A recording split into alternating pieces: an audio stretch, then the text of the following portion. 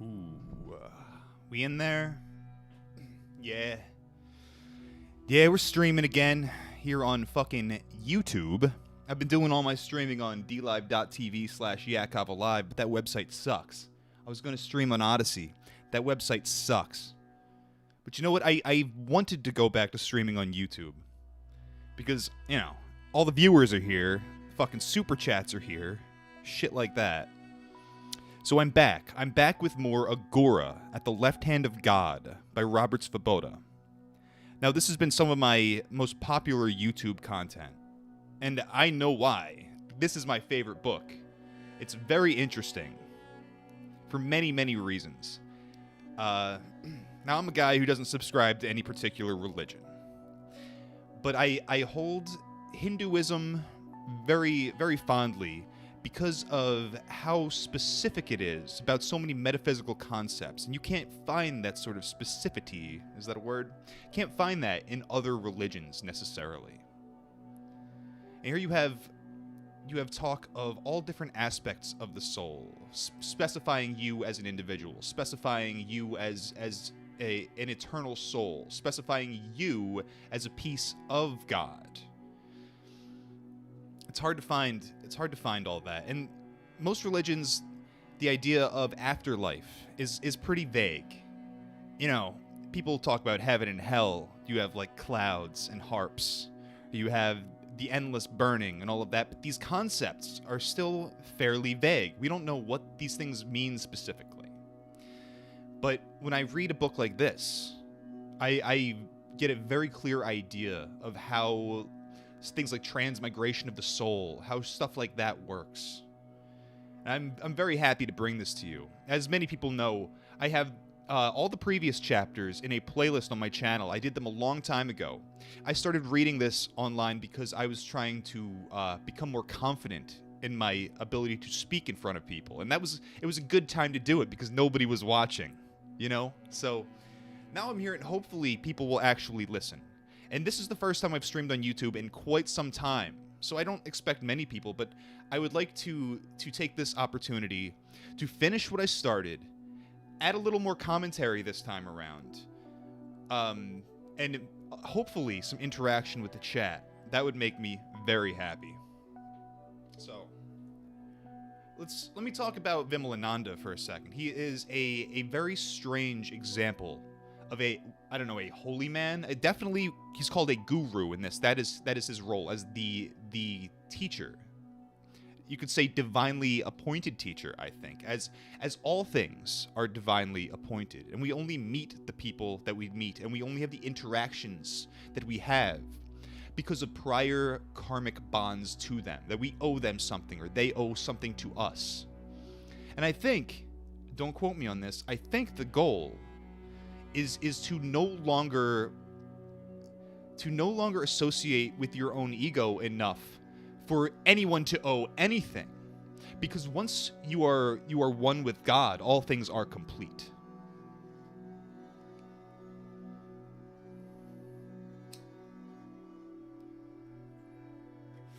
Got to warm up a little bit here, and I want people to have the opportunity to get in here. People who haven't heard me read this in a very long time. People have requested it. They've requested it a lot. And it was years ago that I think I stopped doing this. Instead, it was all just talking smack with the boys about the paranormal. Being way too offensive for YouTube. That's the thing. If we were in like a simpler society, if things are easier, I could just stream video games on here and probably make money.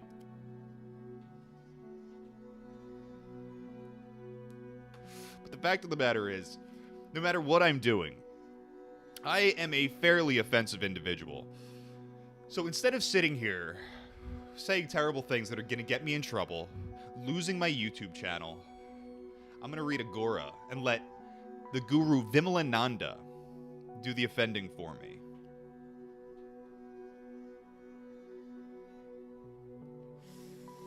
We have people in chat. We got Howie Hellbent. What up, dude? We got Facebook homies. Old Facebook homies. Howie, my man. It's good to have you. I haven't seen other people. Other people have been commenting. People I remember from just being on Facebook and talking smack. And it's great. It's great that things can come full circle. Things were tough for me there for a while.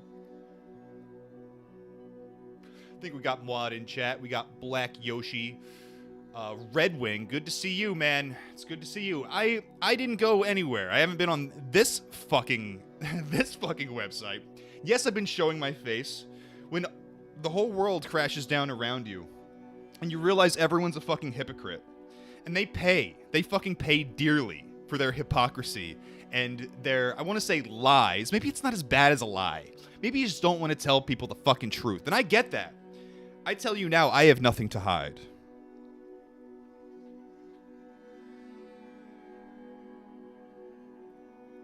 Think about me.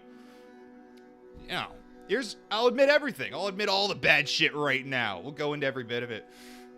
I smoke too much fucking weed. It's legal here. Go fuck yourself. I don't have a job. I hate working. It makes me want to kill myself.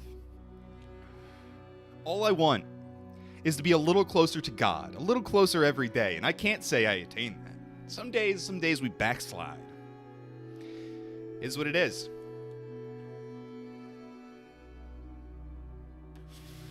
Here to get a perspective of a man who could drink all the whiskey he wanted, who could bet on all the racehorses, who could smoke as many cigarettes as he wanted a day and still stray no further from God, supposedly, allegedly, according to his student Robert Svoboda. I think the music needs to come down a little bit. Just a touch. Just a touch. All right.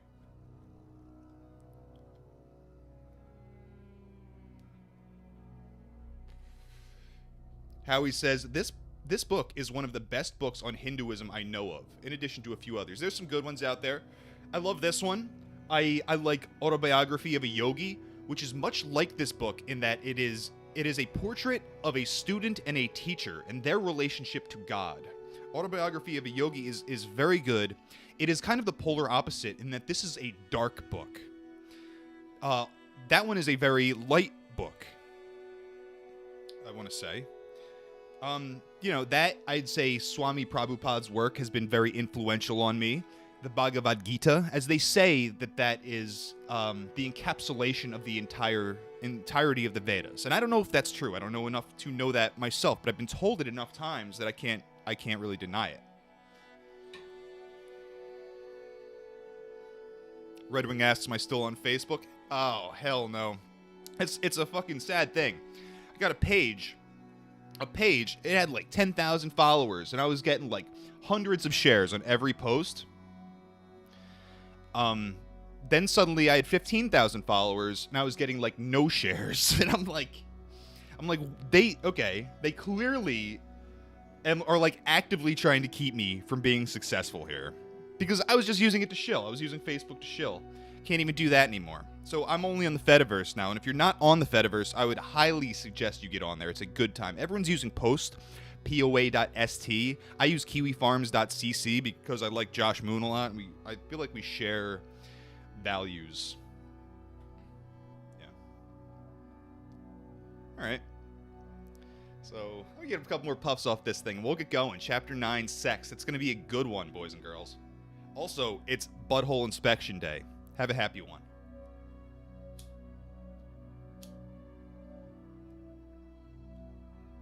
Desperately trying not to set my facial hair on fire live on stream.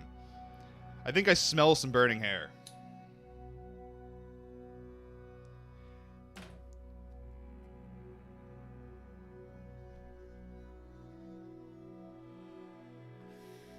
This is actually all Delta 8. I rolled up some moon rocks in here. I don't know if you're supposed to roll moon rocks in a joint.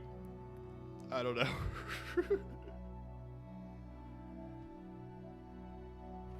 Got a little bit of red wine too, because I know Vimalananda. He would say, loosen the fuck up before you read my works. My sayings, my statements. Let's kill it. Alright.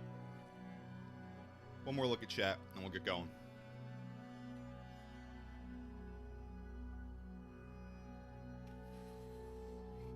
Howie Hellbent says I might gain some more traction if I set myself on fire during the stream. Well, here's the bit. I'm not gonna kill myself.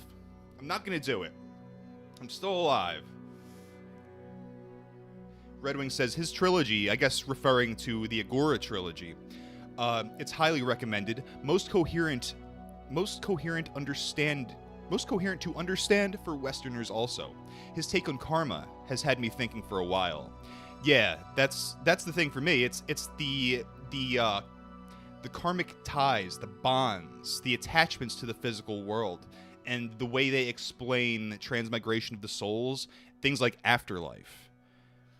That really is what stood out to me, because you don't get that from Western sources very often. The closest you can get is some new agey bullshit, and half of it's just garbage. It's just lies. Okay. All right, let's get going here.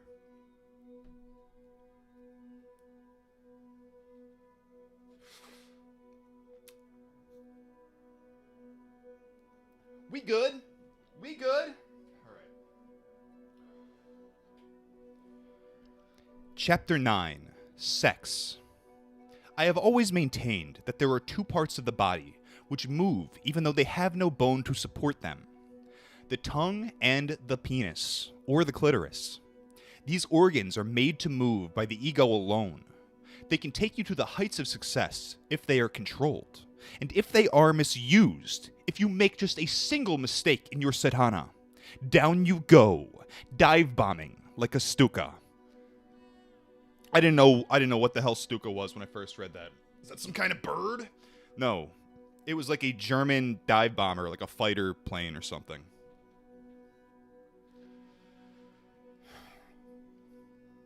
Man and woman. I am afraid that nowadays, most people don't understand the natural differences between the sexes as well as they should. This is why there is so much misunderstanding between men and women, and why men have become so passive and women so aggressive. Obviously, this is a very relevant passage to our current year and age. As I read it, you're going to be like, what the fuck? This is some gay shit. Like, what is he talking about? I gotta watch my language here. Holy fuck, I'm just ruining everything immediately.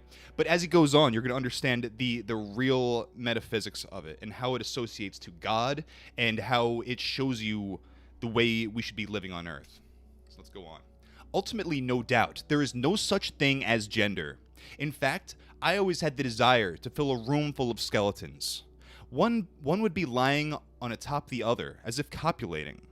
One would be holding a skull, as if contemplating it, and so on. When anyone came to me to ask about spiritual knowledge, I would show them this room. Then I would say, do you see those two skeletons over there? That is what you look like when you are making love. There is no gender. Gender was created by nature for her own purposes. Copulation is due to Rananu Bandhana, the bondage of karmic debt. As long as we exist in the world, we are enmeshed in duality. For worldly purposes, we have to consider gender. Until you can go beyond your body completely, your gender will exert its effect on you. So I don't think there is any use in trying to avoid gender differences or pretending they don't exist. You have to know a thing before you can go beyond it. Men are creatures of ambition, and women, creatures of emotion. Yes, women can have ambition, and yes, men can have emotion. But only a woman can be overwhelmed by emotion, which is why she can succeed at achieving emotional ecstasies fairly easily. A man must encounter plenty of obstacles before he can enter emotional highlights. He has to work hard to develop such extreme emotion. Of course, men are better than women on the path of jnana, or knowledge. Rarely can a woman develop good jnana. Why? Because she is the very embodiment of Shakti. Now, as I go on, you're going to notice that I fucking can't pronounce half the words in this book. Doesn't matter so much. The words don't matter. I'm not trying to convert you to Hinduism over here, and if you are already a Hindu, you know what the hell I'm talking about. It is the concepts that matter. Now, I know you can argue that men are also the embodiment of Shakti, because the entire manifested universe is nothing but Shakti. But then the entire universe is all the creation of Shiva as well. Both men and women possess attributes of both Shiva and Shakti. but in different measure. The chief characteristic of Shakti is that she is kinetic, she moves. And this is the chief characteristic of women, that she is changeable. Some call her fickle. Shiva's chief characteristic is his immobility. Likewise, a man is or should be firm. Often, he is unyielding. Women have to learn firmness. Men have to learn emotion. The universe cannot exist if either the male or female principle ceases to exist. There is no way to determine whether men are greater or women are greater. Both of them are. That's all. Once the Adya Shakti said to Lord Shiva, "Ha! Who do you think you are? Without me, you are nothing." Shiva smiled his deep, secret smile and said in reply, "Be calm, my dear. Remember, I gave you birth. Your very existence is due to me." Consider something else. Women are meant to be more closely bound to the world than are men. Only women can give birth. What is birth? It is the process of taking a spirit and enmeshing it in a physical existence. A woman's job is to clothe spirit in matter. This is why, traditionally in Vedic times, women were supposed to look after the home and the mundane side of existence, while their men went out and did rituals and provided for the family's spiritual advancement. The man never had to worry about providing for his physical necessities, so he would be free to spiritualize himself to the maximum. The woman never had to worry about tough penances or other spiritual practices, because whatever penance her man did automatically came in some measure to her. Now things have changed. It is hard for a woman to find a good man. I don't deny it. And if she can't find a good man, then she has to try to do sadhana on her own. It's only reasonable. But it is not the ideal situation. Even physically, we can find evidence of this truth. Consider the vagina, a hollow organ. Hollow means empty. A woman has a very basic emptiness, which she is always trying to fill, and which can best be filled by a man. A man has a solid, firm penis, which is always on the lookout for emptiness, which can be filled. The vagina is an expansile organ. It can change size to fit any penis. The penis does not change size to fit the vagina. Remember, it is the vagina that makes the adjustment and clutches the penis tightly. Just as the proton is enveloped by the cloud of electrons which whirl about it, just as Shiva is encompassed by the Shakti, even so is a man surrounded by his woman, physically and mentally. This fact makes women more superficial than men. I know that this statement will offend many self-professed feminists. But look at the vagina again. Is it not superficial to the penis? Does it not cover as its function? Is not the penis central, the thing covered? Shiva is impulse. Shakti is that which limits the impulse. It is not the limit superficial to the thing limited? There is nothing wrong per se with being superficial. It has its benefits and drawbacks, like everything else in the universe. If Shakti was not superficial, then Maya, Shakti's skin, would not exist, and the universe could not hold together. And then none of us would exist, which is why I worship Ma. But it is necessary to call a spade a spade.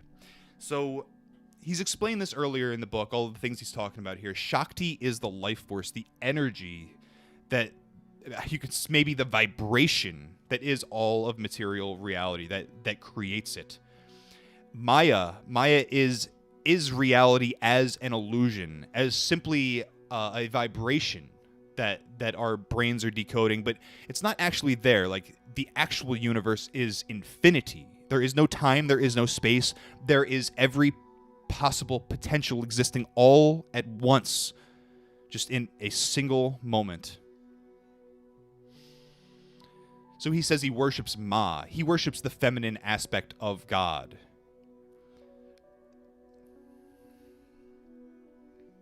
Our Vedic religion made a thorough study of this whole business of male-female duality. Remember, the Vedas never discriminated against women. The discrimination came much later. Many of our great sages were women, like Lopamudra and Gargi.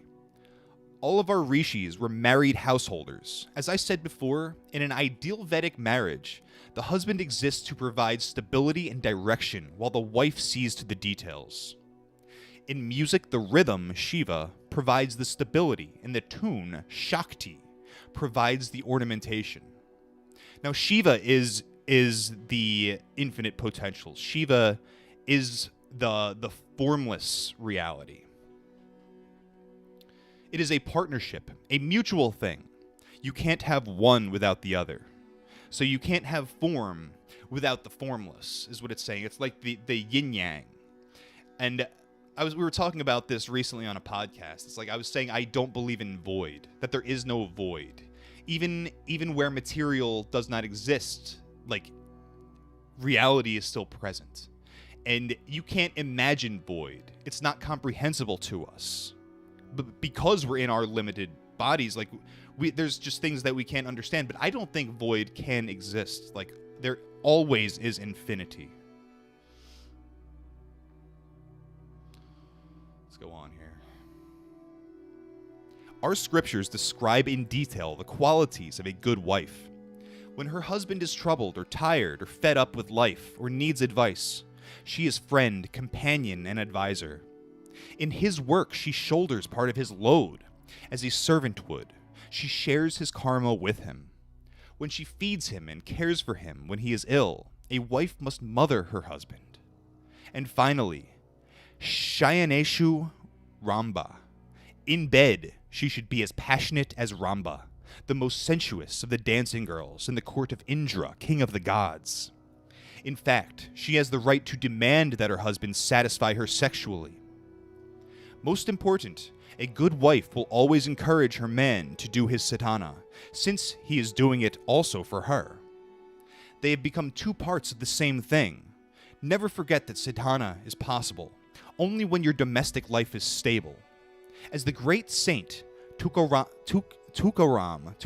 said, oh man, should I even bother? Pahil pothoba nantar vithoba, meaning that you should first make sure that your belly has been satisfied, and only then think about going out to search for God. If a man and a woman can cooperate like this, then the sky is the limit for what they can achieve together. I once told this to an American couple, whom I treated as my spiritual children. The lady told me, "This is all about a good wife." Didn't anyone in India ever bother to consider what makes a good husband? She was right, of course. She had every right to demand to know. I told her, a good husband does all he can to satisfy his wife's desires, beginning with sex. He must not fail to satiate her with sex. Our ancient scriptures even mention this.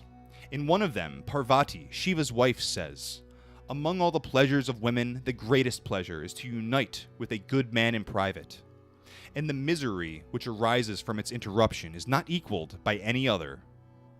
A man's enjoyment in sex and in family life, in general, is meant to consist of the satisfaction he obtains from being able to satisfy his family's desires. If his woman is a good wife, all her desires will benefit him directly or indirectly anyway, so he is not losing anything. It is a mutual benefit, an attempt on the part of both to do the best they can for each other.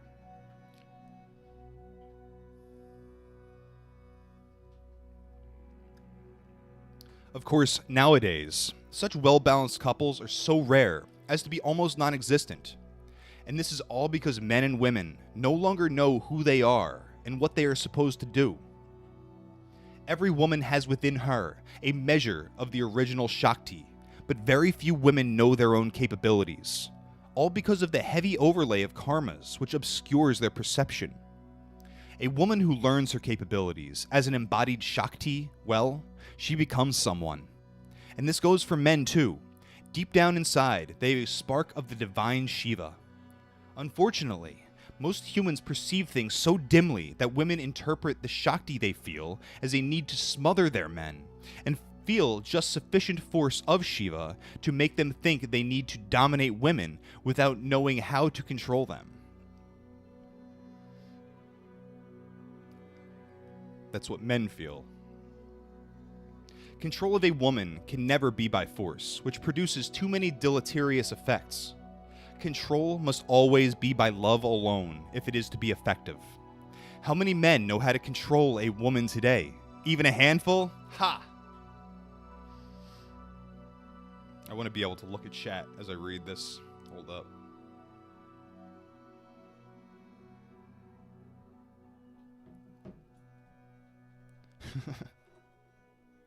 Howie says, leftists now seething at trad Hinduism.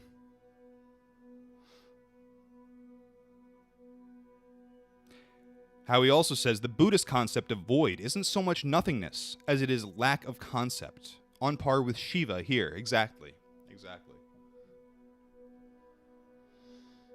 Remember, always remember, that just because nature wants men to control women, that no one should ever think that women are in any way inferior to men. Never. They are just different. And it is not enough for a man to say to himself, men are supposed to control women, and then proceed to beat his wife, physically or mentally, if she refuses to indulge his whimsicalness. Women are different from men emotionally, and they have their own advantages, which men cannot claim. For example, once a woman decides to do something and sets her mind to it, no force can dissuade her. Once an object is electrified, the electricity never leaves on its own. It must be drawn away. This explains why women are more passionate than men. They abandon themselves to their passions. They lose themselves in it. This is why I am never bothered when I find a spiritual aspirant who is obsessed with sex. It is a good sign.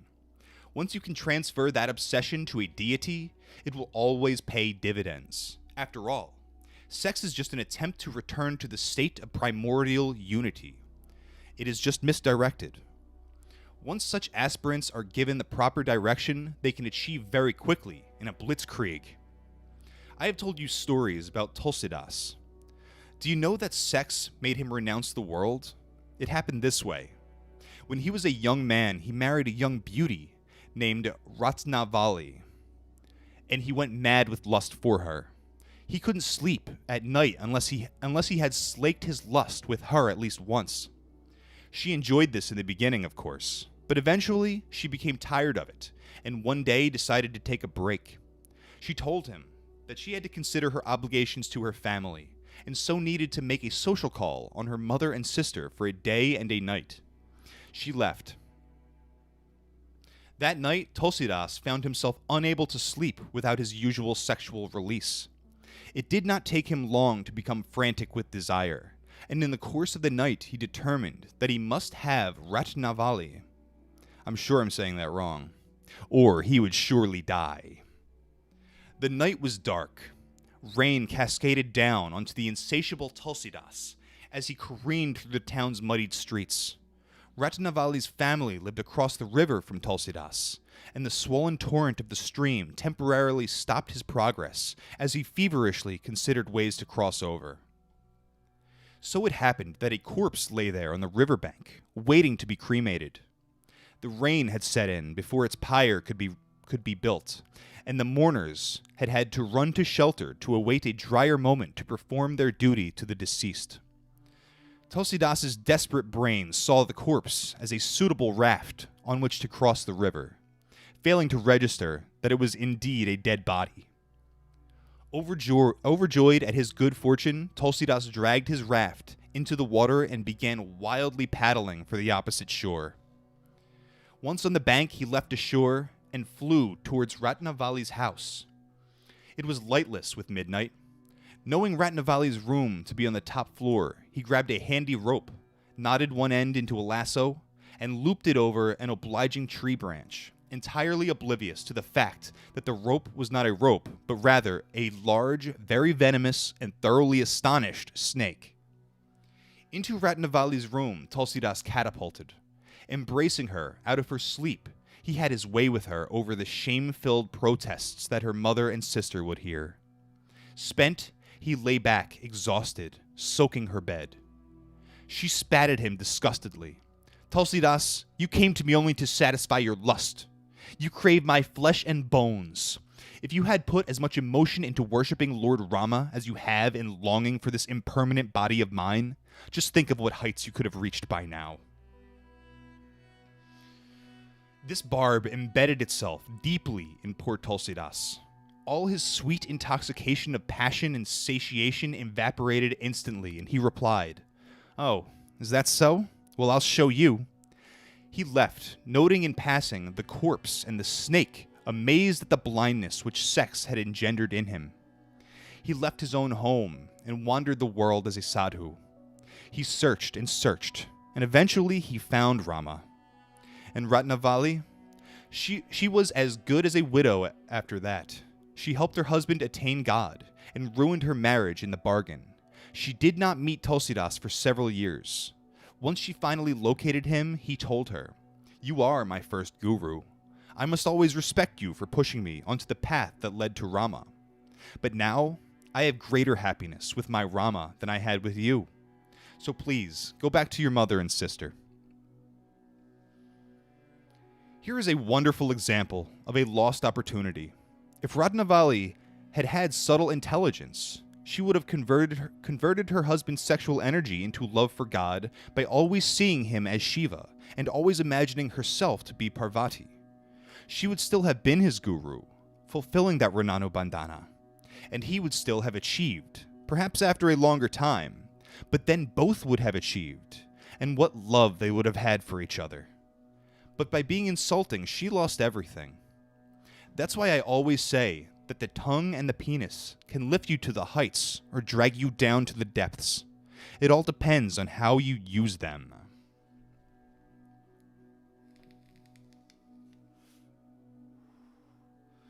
Take a moment right here. I appreciate everyone in chat, getting some interaction here.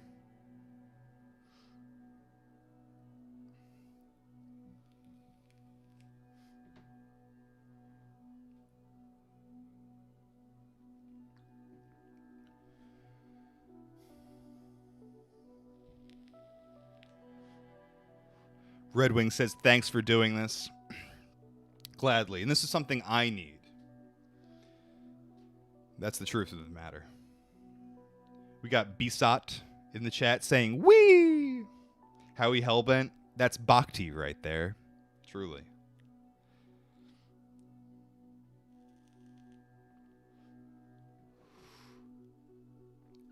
The nature of sex. Why do people enjoy sex so much? It's such a filthy activity, putting flesh into flesh, lying in a pool of sweat, oozings, and discharges. Modern people explain it by saying this is the way nature ensures the survival of the species. But that is not an explanation. It is merely a restatement of the problem. How does nature overcome individuals with the desire to mate? Consider this. The ultimate foundation of all interpersonal relationships is cuddling and fondling. When a child is born, its parents cuddle and fondle it, creating in it the feeling that it is loved. When the child is older, it develops an attachment for a member of the opposite sex, which progresses from cuddling to fondling and culminates in the sex act. After marriage, some of the mystique of the romance between the two partners disappears. The solution? Produce a child which the couple can cuddle and fondle. Once the child is grown and married, the couple will have their grandchildren to cuddle and fondle. All throughout life, there is nothing but this. When a man and a woman love each other, they always try to get closer and closer to one another. Separation is always painful, and they try to avoid it by spending all their free time together. This is why the word couple is singular in English, even though it means two. That's a very interesting little tidbit right there.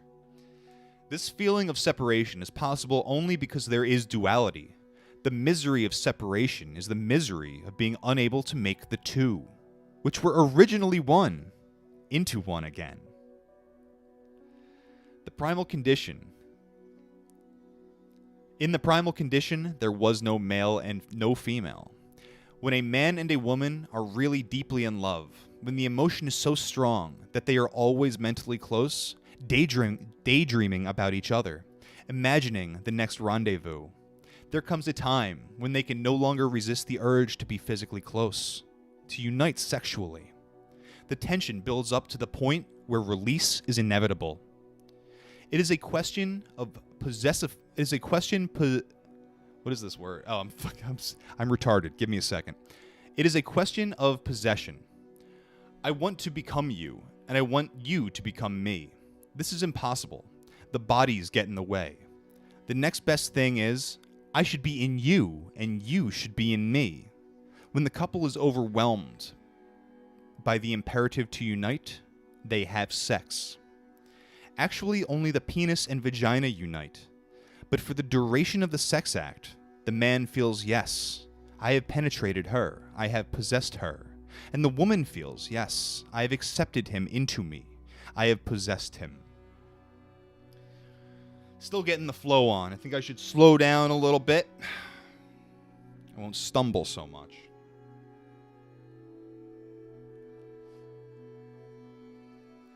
I have always said that women are more possessive than are men, and that 99.99% of women are possessive. And whenever I say this, some woman objects. But look at physiology again. The vagina accepts the penis, not vice versa. The female is meant to possess, and the male is meant to feel that he is being possessed. Nowadays, of course, when everything is so topsy-turvy, many men have become possessive. But this is pathological. It only happens because they are unsure of their own masculinity. Men are very worried about their sexual performance, their ability to make a woman feel that she is full. This fear of inadequacy makes them fear that their partners will have to go to other men to become satisfied, and they defend themselves by becoming possessive. But that is abnormal. It is normal for a woman to be somewhat possessive, and only the greatest women can go beyond it, just as only the greatest men can go beyond their image of themselves as great stud bulls who women are supposed to want to possess. Then, of course, you have Freud, who claimed that everything was due to penis envy, but that is another matter. Right now, let us consider the sex act. When the penis and the vagina unite, there is a great satisfaction in both partners. Possession, partial unity, has taken place. This partial unity overwhelms them with the desire to attain to perfect unity. And they attempt to move their bodies even closer together until their nervous systems overload and orgasm occurs. During the moment of orgasm, the two forget entirely their earthly existence, and for a brief moment, a very brief moment, they are again one. But only for the time the orgasm lasts. Afterward, they are again separate.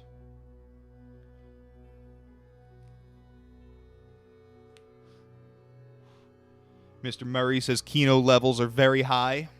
Let's pump up those Kino levels, bro. Take your fucking zinc, eat your oysters or whatever. Most people try to convince themselves that they are satisfied with orgasmic sex, but they cannot. Even if you enjoy sex with real concentration, with real cooperation between the partners, the satiation will last only for a week or two at the most, and then the desire will arise again. Of course, if you are chasing sex for the orgasm alone, and not for the love, you will not be satiated even by copulating 10 times a day. You will end up a pervert. There is no escape. Orgasm is just a physical reflex. It causes no satisfaction on its own, just tension release. To really enjoy an orgasm, you must enjoy your partner. You must love your partner sincerely, and you must be more interested in his or her gratification than in your own. With ordinary sex between two partners who are fully receptive to each other's needs, satiation can't last more than 2 weeks. But with vajroli, a couple can enjoy themselves so fully in one sexual experience that for 3 months or more, the sexual urge never rears its head. They feel so close to one another that there is just no need for the temporary closeness provided by an orgasm. There is real beauty in such a relationship. This is what the West has yet to learn. Sex is something which deserves a lot of time and effort to perfect, to make the effect unique and lasting. For a moment in the chat, is finna bust a nut esoterically. Howie says even dudes get depressed after hookups with no deeper emotion. Truth. How many people in the world really know about sex? Oh, I know. There are Masters and Johnson and so many other sexologists and dozens of books on the subject. But how many people have really become experts at sex? We Indians, only a few of us, are the only ones in the world who really know the spiritual erotic art. Westerners are doing plenty of research, but they have a long, long way to go. If they were to learn our techniques, they would be able to perform them very well, because they are willing to try anything new. They have very few inhibitions left, in contrast to today's Indians, who have plenty. But there is such a difference in the mentality of a Westerner and an Easterner. And sex is all in the mind, no matter what anyone tells you. Take prostitution as an example. A Western whore watches the clock very closely. Once your time is up, you must emit and depart. But here in India, suppose you try to climb on the lady too early. She will tell you, "No, my lord, wait. The night is yet young. We have until morning to enjoy our play." If you fart in the bed of a Western whore, she will say, "Oh, you bloody stinking fellow." But an Indian girl would tell you, "What a man you are. Even the gas you pass is melodious." Of course, this is the way things used to be. Indians are gradually becoming clock watchers under the influence of the West. There's an Indian horror movie. It's called Toilet. Not a joke. Don't you think a man is more likely to perform well in response to a supportive and caring attitude rather than one which is strictly businesslike? I don't mean to say that Indian prostitutes have hearts of gold. Far from it. They put on this act because they know it will help generate more revenue from the customer. Here in India, both get what they want. The man thinks he is being treated like a lord, and the lady gets paid for having a good time. And in the West, only business. We Indians are very emotional, and to trick us, you have only to play on our emotions. Westerners have become very, very clinical on the subject of sex. I read in Time the review of a book written about the clitoris. Very nice, but inexact. Very few people in the world understand women's orgasms. And in the East, only about 1 out of 10 of 1% of women have any idea of what an orgasm is.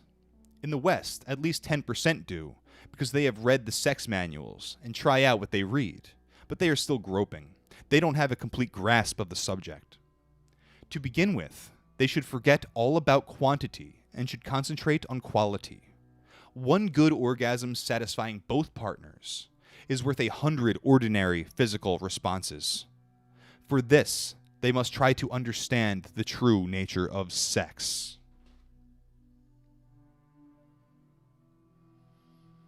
That's a relationship. You just fart in bed with the girl. You don't do anything about it. Sometimes it's when I'm right falling asleep. I'm right on the edge. You ever have your own fart wake you up from sleep? Tragedy. Tragic.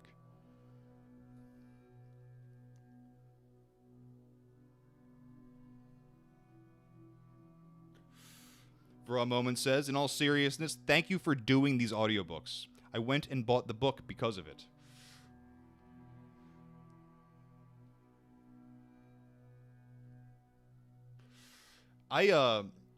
This is one of my favorite books ever. I said that.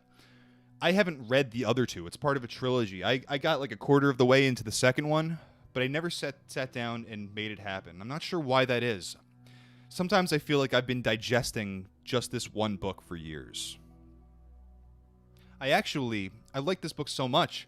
I used to work for a Hindu, and I would tell him about it, and he wanted badly to read it, so I gave it to him. I haven't seen the physical book since. But that's the way it goes.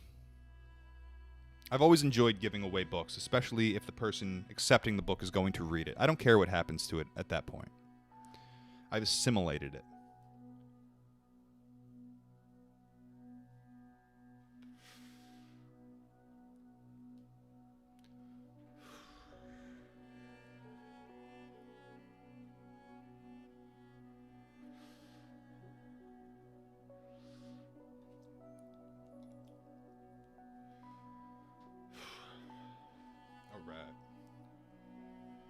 Taking my sweet time on this. When I used to do these, I felt very rushed because I had only just started streaming. It's like learning to do public speaking. It's not particularly easy, but now I don't give a shit. I'm just glad to have you people here. Thank you very much.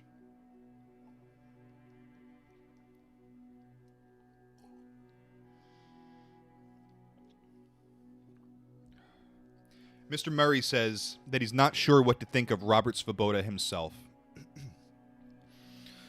Hard to say, because many people say Vimalananda, the guru whose like words these are, people say he never existed, that he was an invention of Robert Svoboda. I don't know about that. It doesn't seem right. It just doesn't seem right to me. I've heard him talk. I don't think he's this good of a writer maybe he is, but it's hard to imagine to create this personality of Vimalananda. And it's so nuanced. There's so many specifics. And it's not Robert Svoboda. It doesn't seem like it's a part of his mind. Then other people will say that they were also students of Vimalananda. I read one person from some old like Yahoo Answers post. He said he figured out who Renanu, or who, what am I saying? All these words are getting jumbled in my mind. He figured out who Vimalananda was because at one point in one of the books, he talks about having beaten a certain Indian wrestler, like a famous Indian like amateur wrestler. And there were supposedly only two people who beat that guy, and one of them had a long career as a wrestler, and the other like departed from the public eye soon after that. And he's saying that the one of them has to be Vimalananda. Now, it's not all that interesting because, like, when you look up the name he said that I can't even pronounce, there's no images. There's nothing about this. So, and his evidence was an Indian documentary on YouTube, but it was all in whatever other language. So, yeah, there's just no sources in English. Ultimately, it doesn't matter if Vimalananda was real or not because the personage that is, like, illustrated in this book, like, whether physical or not, like, the character is very real.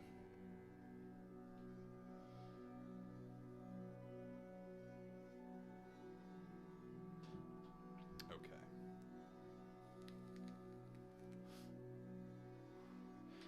The Renanu Bandhana of sex. In reality, there is nothing to sex but Renanu Bandhana. Freud was right to argue that the sex instinct is inherent in all creatures, inborn in each one. But did he know why? Did he know that the sex instinct actually begins with the union of the sperm and ovum? Because that is a sex act all its own, a union of male and female. Sexuality begins with conception, and as soon as the child is born, it is aware of its sexuality. Doesn't the penis of a tiny infant become erect? Since erection occurs only when the ego self-identifies with the penis, ego awareness of sexuality must be present even in infancy. Two people can be mutually attracted to one another only if there was some relationship between them in a previous life. They may have been animals or insects or humans, but if they copulated, then they will be overwhelmed by the urge to copulate when they meet in this life. And just because they were mates or husband and wife in a previous existence, it does not always happen that they must be husband and wife in this life. They may come back as mother and son, father and daughter, or brother and sister, and then the result will be incest. In the past, these instincts were rigidly controlled by the rules of society, and those cases of incest which did occur were hidden deep. Today, everything is out in the open. Brings to mind Chris Chan immediately. Now, The person of subtle intelligence will be able to discover so many things about two people who copulate. For one, suppose it is a mother and her son who unite sexually.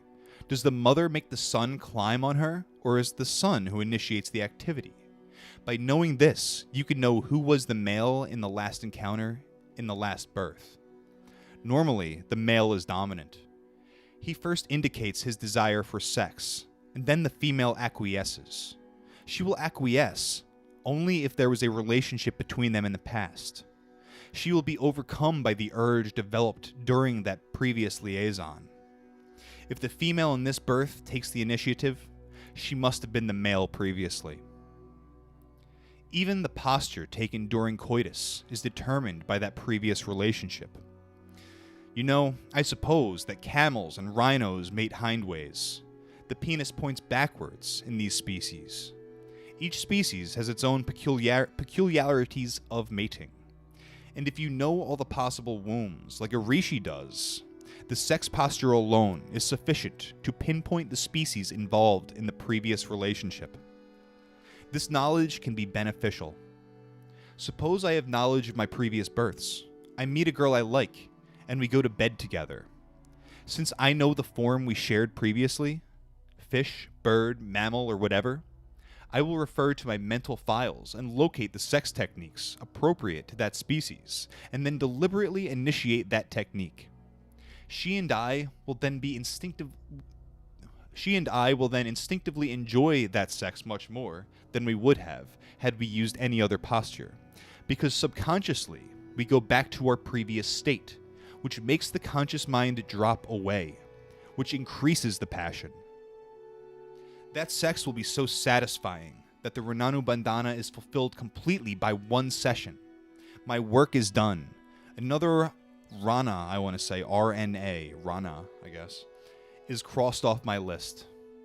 The girl enjoys herself better than she has ever enjoyed before. No one is a loser. This is especially important because, as a male, I have the obligation to satiate my partner. To know the Rananu Bandhana is to be able to decide how and when to fulfill it. If I know Shiva Svarodaya, the science of breath, I can deliberately inhale certain of my partner's breaths during a deep embrace, and she will never be able to leave me. When I know the Rananu Bandhana is finished, and it is time for our relationship to end, I will inhale certain other breaths, and she will develop an aversion for me, and we will split. It's as simple as that. She never knows what has happened. She thinks it is all her own volition that she came to me, and that she left. She forgets that there is no such thing as free will. That's a very controversial opinion that I definitely hold, is that there is no such thing as free will. There comes a point, though, when sex becomes tiresome. How much can you perform the sex act anyway? You have to tire of it eventually. Suppose that a certain couple had enjoyed sex so much in a past birth that they were fully satiated.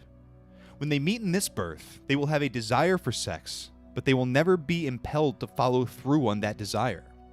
They must have a desire for sex together because they were related sexually in the past. It is axiomatic. But if they avoid sex in this birth, their relationship will become much more intense. Physical sex makes you more aware of your body, which weakens your mind. This makes you more interested in gratifying your body and makes it less likely that you'll remain faithful to one partner. When your relationship is purely or predominantly mental, though, there comes a point when you will be unable to do without your partner. The ties will be so strong. You'll never be tempted to look at anyone else because you know you'll never find anyone else to understand you so well. A peculiar sort of Maya will bond the two of you together. Whenever you are apart, you will always long for the day when you will be reunited. You yearn for each other, to share your professions, your hobbies, your pastimes, and most of all, your sadhana. There is such a beautiful, lingering memory that you can't bear separation. But there is almost no desire for sex, because just a kiss or a hug, or the touch of a hand is enough to satisfy. Isn't this better than repetitively going through the moanings and groanings of physical sex? Isn't this more refined? Like music, sex is an art, and you must be artistic if you hope to become good at sex. Everything in life should be artistic, in my opinion. Otherwise, what is the use of living? This is the main grudge I have against Westerners. They are so crude and rough. It is because they are slaves to time, always in such a hurry to get things done, that they rarely have time to do anything right, with art, grace, and culture. And now the Westerners are spreading this disease all around the world. There has never been any other lover in the world like Lord Krishna, and there will never again be another like him. He had more than 16,000 wives, and every woman who saw him immediately fell in love with him and melted into him. When he lived among the cowherds of Brindavan, he used to dance with the women of the village, the dance known as Raslila. There is an esoteric meaning for this and every other event in Krishna's life, of course, but besides that, an imitation of the Raslila has been performed as a folk dance for millennia here in India. A boy and a girl stand opposite one another, each holding a pair of slim sticks. They wheel and whirl, tapping their sticks together to the rhythm of the dance. Most intricate, fascinating to watch. But now the vulgar have made the music disco, and the children beat their sticks together violently. The last time I encouraged Ravi to join in, I thought he would be beaten soundly by the girl he was dancing with. She was that rough. Our society is regressing into barbarism. It's sad. Is it any wonder that people have no time or interest for mere kissing and holding hands, or lying together quietly, side by side? Such development in a couple occurs only after many lives lived together. Today, people will not settle for anything less than sex, usually rough and violent sex, and even that fails to satisfy them. I feel like I need to look up when this book was actually published. It's just shocking to me how much he fucking nails it, man. Freefall says, I wonder if this is related to the Greek word agora, meeting place.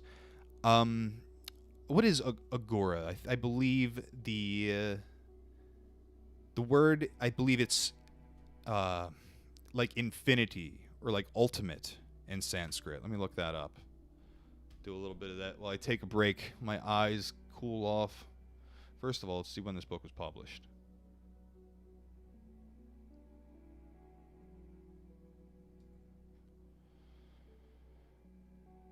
(1986).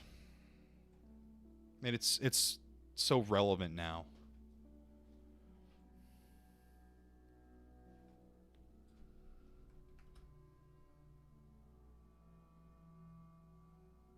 No, I was way wrong. Agori is Sanskrit for not fearful or fearless. So I guess that's what it is. The idea is that you are facing your fears so that you may disassociate yourself from your ego and experience the ultimate, which is God.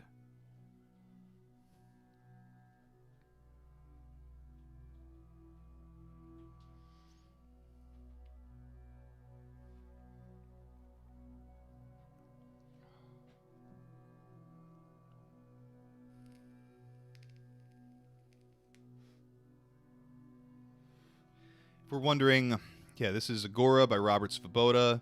It's chapter 9. That's where we're at right now. So, and if you want to hear more, I've got the playlist of all the previous chapters on the channel. It was done years ago when I was just starting to stream and record, so it's not as high quality. But it's there, and it's still meaningful.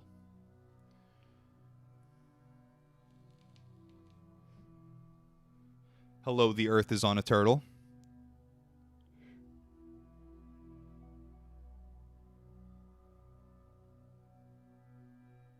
Redwing says, assimilating everything as a creation of the one, even the most terrible and base forms. And that's base! That's the idea, yeah.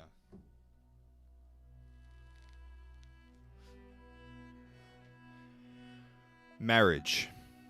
Most people cannot get out of the Renanu Bandhana of sex, which is why society developed the institution of marriage. Originally, there was no such system as marriage here in India. People were more primitive, something like cavemen. If I wanted some woman, I would just go and take her, and no one could say anything about it. Svetaketu changed all that. I'm gonna go Svetaketu. Is it Svetaketu?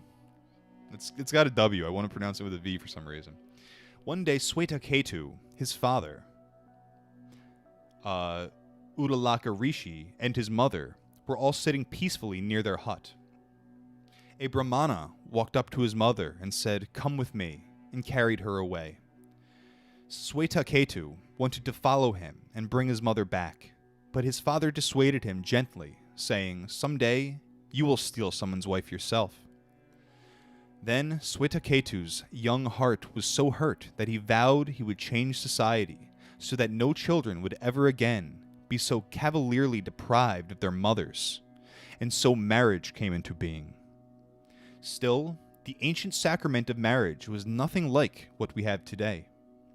Back then, if a boy and girl decided to marry, they would go out alone together to a secluded place and would take the sun or the fire, the water, or another of the great elements as witness, and that was it. From that time forth, they were man and wife. Plenty of rituals were added later by the priestly class to prolong the ceremony for the priest's benefit, but the essence of the rite is still the same. Every Vedic wedding today takes fire as a witness, because no marriage is regarded as irrevocably I can't say this word. Hold on a second. Let me get my shit together. No marriage is regarded as irrevocably solemnized until the couple takes 7 steps around the sacred fire.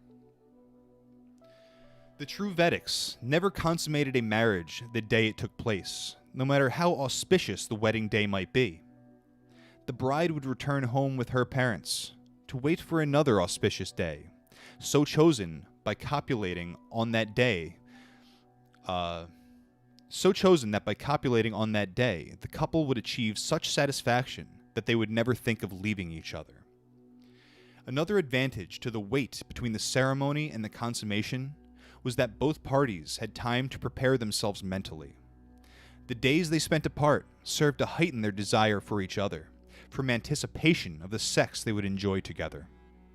I have always said that 50% of the enjoyment of a romance lies in the waiting period, when you don't know whether the opposite party will fall in love with you or not.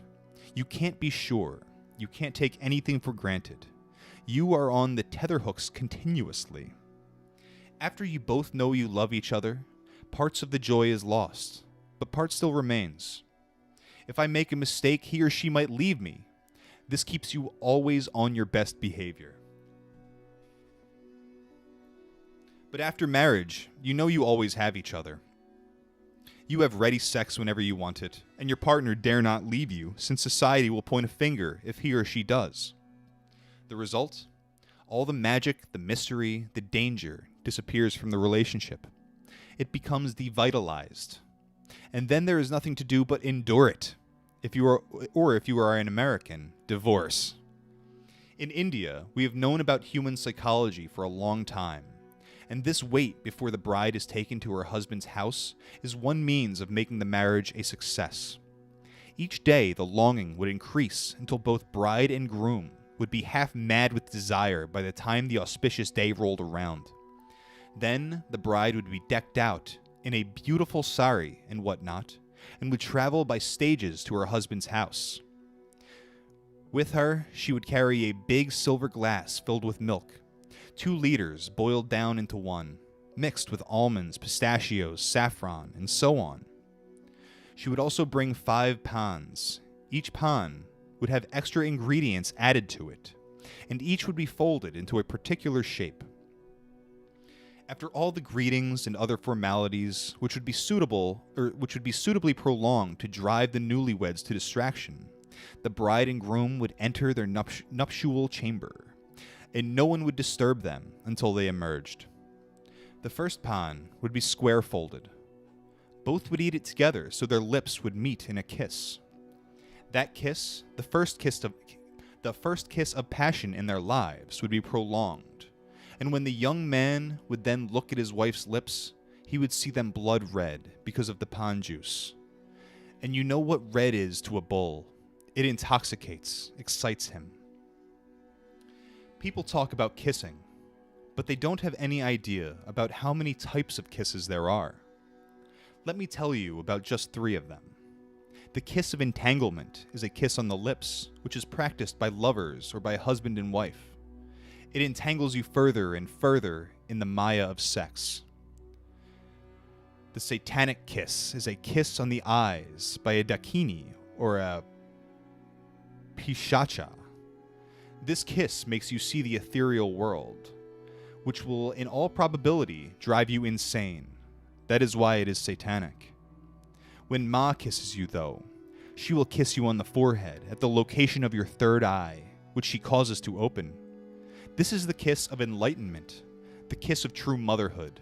And the day Ma gives you this kiss, you become filled with her divine intelligence. I think this is the best type of kiss, and after enjoying it, I never feel like enjoying any other type of kiss. I want only her sweet lips. When he says Ma, he's referring to Shakti, the female aspect of creation.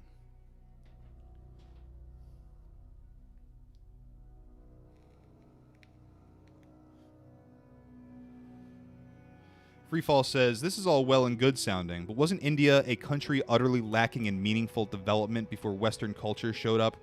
I mean, I don't know if what are we talking about, like politics and the economy and like infrastructure. Like the value system was just totally different. And like I can definitely say I don't want to live in India with their value system. I can say that without a doubt. But there are things like their lineage of spirituality goes far further back than ours, and it's not nearly as murky. That is their strength. And we have things to learn from them just as they have things to learn from us. And we have, like, and I'm sure they have concepts which would harm our culture, just as many concepts in our culture harm them. Just like he's talking about, like, the Western concepts of, like, materialism and time and all of these things, like, infecting India. It goes both ways.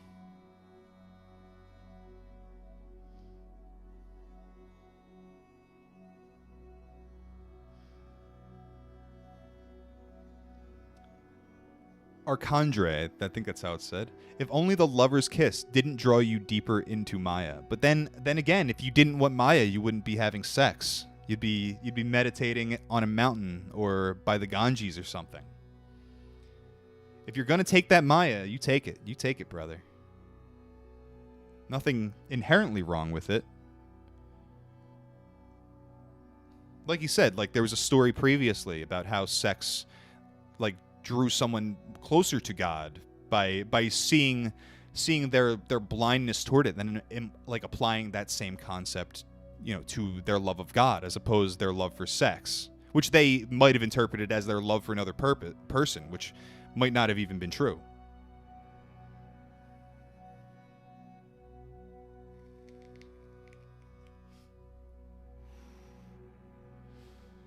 Where was I? But most human beings insist on fleshly lips. Most human beings, unfortunately, have become so obsessed with sex that they have forgotten the beauty of a kiss. Forget coitus. Once you have kissed someone, once you have come so close to another being as to unite your mouths together, how can you forget that person? Isn't sex just the uniting of the lower mouths together? When someone has so totally surrendered to you as to open his or her body to you, shouldn't you always remember that surrender? Most people don't, though. They enjoy and forget. It just goes to show that all sex today is directed solely by Rananu Bandhana. Traditionally, though, a couple would experience a romantic kiss first on that night of consummation, and it would be the experience of a lifetime for them. The second pan was to be placed between the girl's breasts. The boy would take it with his mouth, using his tongue to clean and excite the area, thus igniting the erotic centers of the upper body. Remember how the ancient Romans in their orgies used to pour wine over the woman's breasts and lick them up? This is the same sort of thing. The third pan was to be folded flat and placed at the navel, a very important erotic center. Here the boy was not to use his tongue, only his lips. The erotic centers ignited above should now be truly inflamed. The fourth pan was to be folded conically and placed in the vagina. As the young man bit it, the conical tip would pierce the hymen. By this time, the bride should be experiencing uncontrollable spasms. The boy would then mount her and discharge. If they knew Vajroli, of course, there would be no discharge. He would make her have so many orgasms that she would be satiated for a full 3 months. In any event, after coitus, they would both share the fifth pan, kissing again, and then they would drink the milk. Ayurveda says, after food, drink buttermilk, and after sex, drink hot milk. The milk strengthened and invigorated them for further play. At Indian marriage ceremonies, a round fruit, which looks something like a walnut, is called a madanaphala, is tied around the groom's wrist. Most people today don't bother to search for the real thing and tie any convenient root or fruit instead. And even the people who tie the real madanaphala don't know what it is meant for. Madana is one of the names of the god of love, and madanaphala is one of the best of the aphrodisiacs. It is tied around the groom's wrist for the bride's benefit. Should he ever become impotent, she would take the fruit, which he had worn at the wedding, to which a small ritual had been done, and would administer it to him after preparing it in a prescribed way. Then he would again be able to perform his sexual duty to her. This was another of the customs propounded by our rishis for the preservation of family and society. But as our society declines, this knowledge is being lost. Circumstances today just don't permit most people to ever have satisfactory sex. In the West, no one allows themselves the time, as I've said. They are all clock watchers. In India, we have plenty of time, but no privacy. The Indian couple is always afraid that auntie or little brother might be watching, spying on them. This destroys the mood. Sex being all in the mind, what is the use in indulging in it without the proper mood? Another reason I am not in favor of today's sort of marriage is that it ruins sex. Marriage has become licensed prostitution. Neither the man nor his wife is legally permitted to enjoy with anyone else, so there is no incentive to gratify the partner. Everything regresses to self-gratification. For years and years, the priests burned widows alive on their husbands' funeral pyres, claiming that by doing so, the woman would become sati. Nothing could be more ridiculous. If a man and a woman are deeply in love, the one will not be able to last once the other dies. The longing is too strong. My own father lived only a couple years after the death of my mother, and during that period, we would often find him sitting apart, wiping the tears from his eyes. A woman who finds herself bereft of her husband, who she truly loved as her God incarnate, will not find any further interest in life and will die. She may not throw herself on the pyre, she may starve herself or just waste away, but she will quit living. She is sati. She has gone beyond Rana and will meet her man again in future births. As long as you are restricted by Rana, you have no free will. Only when the limitation of Rana is broken can you become sati. A woman who is not so attached to her husband will not bother too much about his death. She will continue living. She might marry again. The Rananu Bandhana between her and her former husband is broken. They will no longer be born together, but will go their separate ways. The same goes for a man whose wife dies and who then forgets her. These are not true marriages, only arrangements for the fulfillment of Rananu Bandhana. I say, why bother with marriage at all? It is no longer necessary to marry to enjoy sex. People enjoy more or less as they please nowadays. The only other use of marriage is to make the children you produce legitimate in the eyes of the law. This is convenient, but it is not an insurmountable difficulty if you prefer otherwise. Many famous men and women were illegitimate. Why bother to marry and create complications for yourself? Yeah, and that's one to take in. Like, that's very alien to my psyche. And I'd go so far as to say that I kind of disagree with it, but that's not what this is about. But at the same time, there are certainly aspects of that which are very true. Like, I do think a lot of relationships kind of turn into, like, just self-gratification after a while.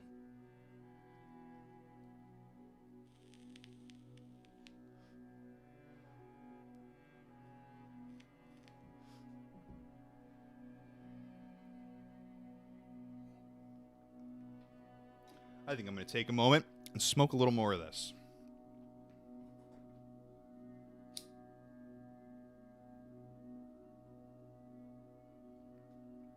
Before I get going, I think I'll read you a poem I wrote while I was on too much acid years ago about God.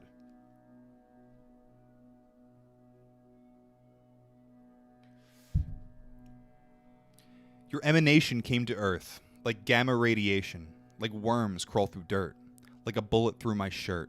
When I grow wild and don't believe, I run outside like a child. I see you falling out of trees. I find you jumping in the leaves. That was my poem when I was on too much acid.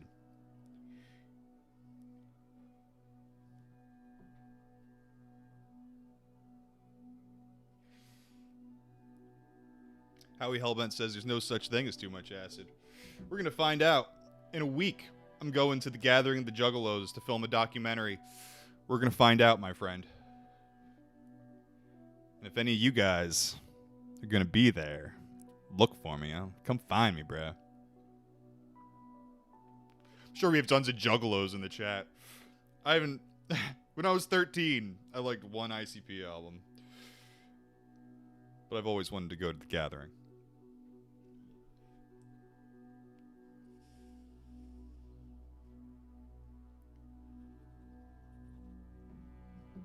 Oh, yeah. Come watch Yakov's streams. Watch me smoke weed on camera.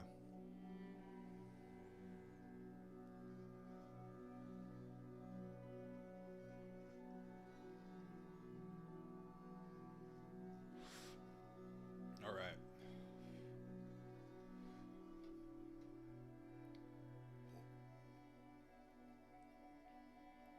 Creation and procreation.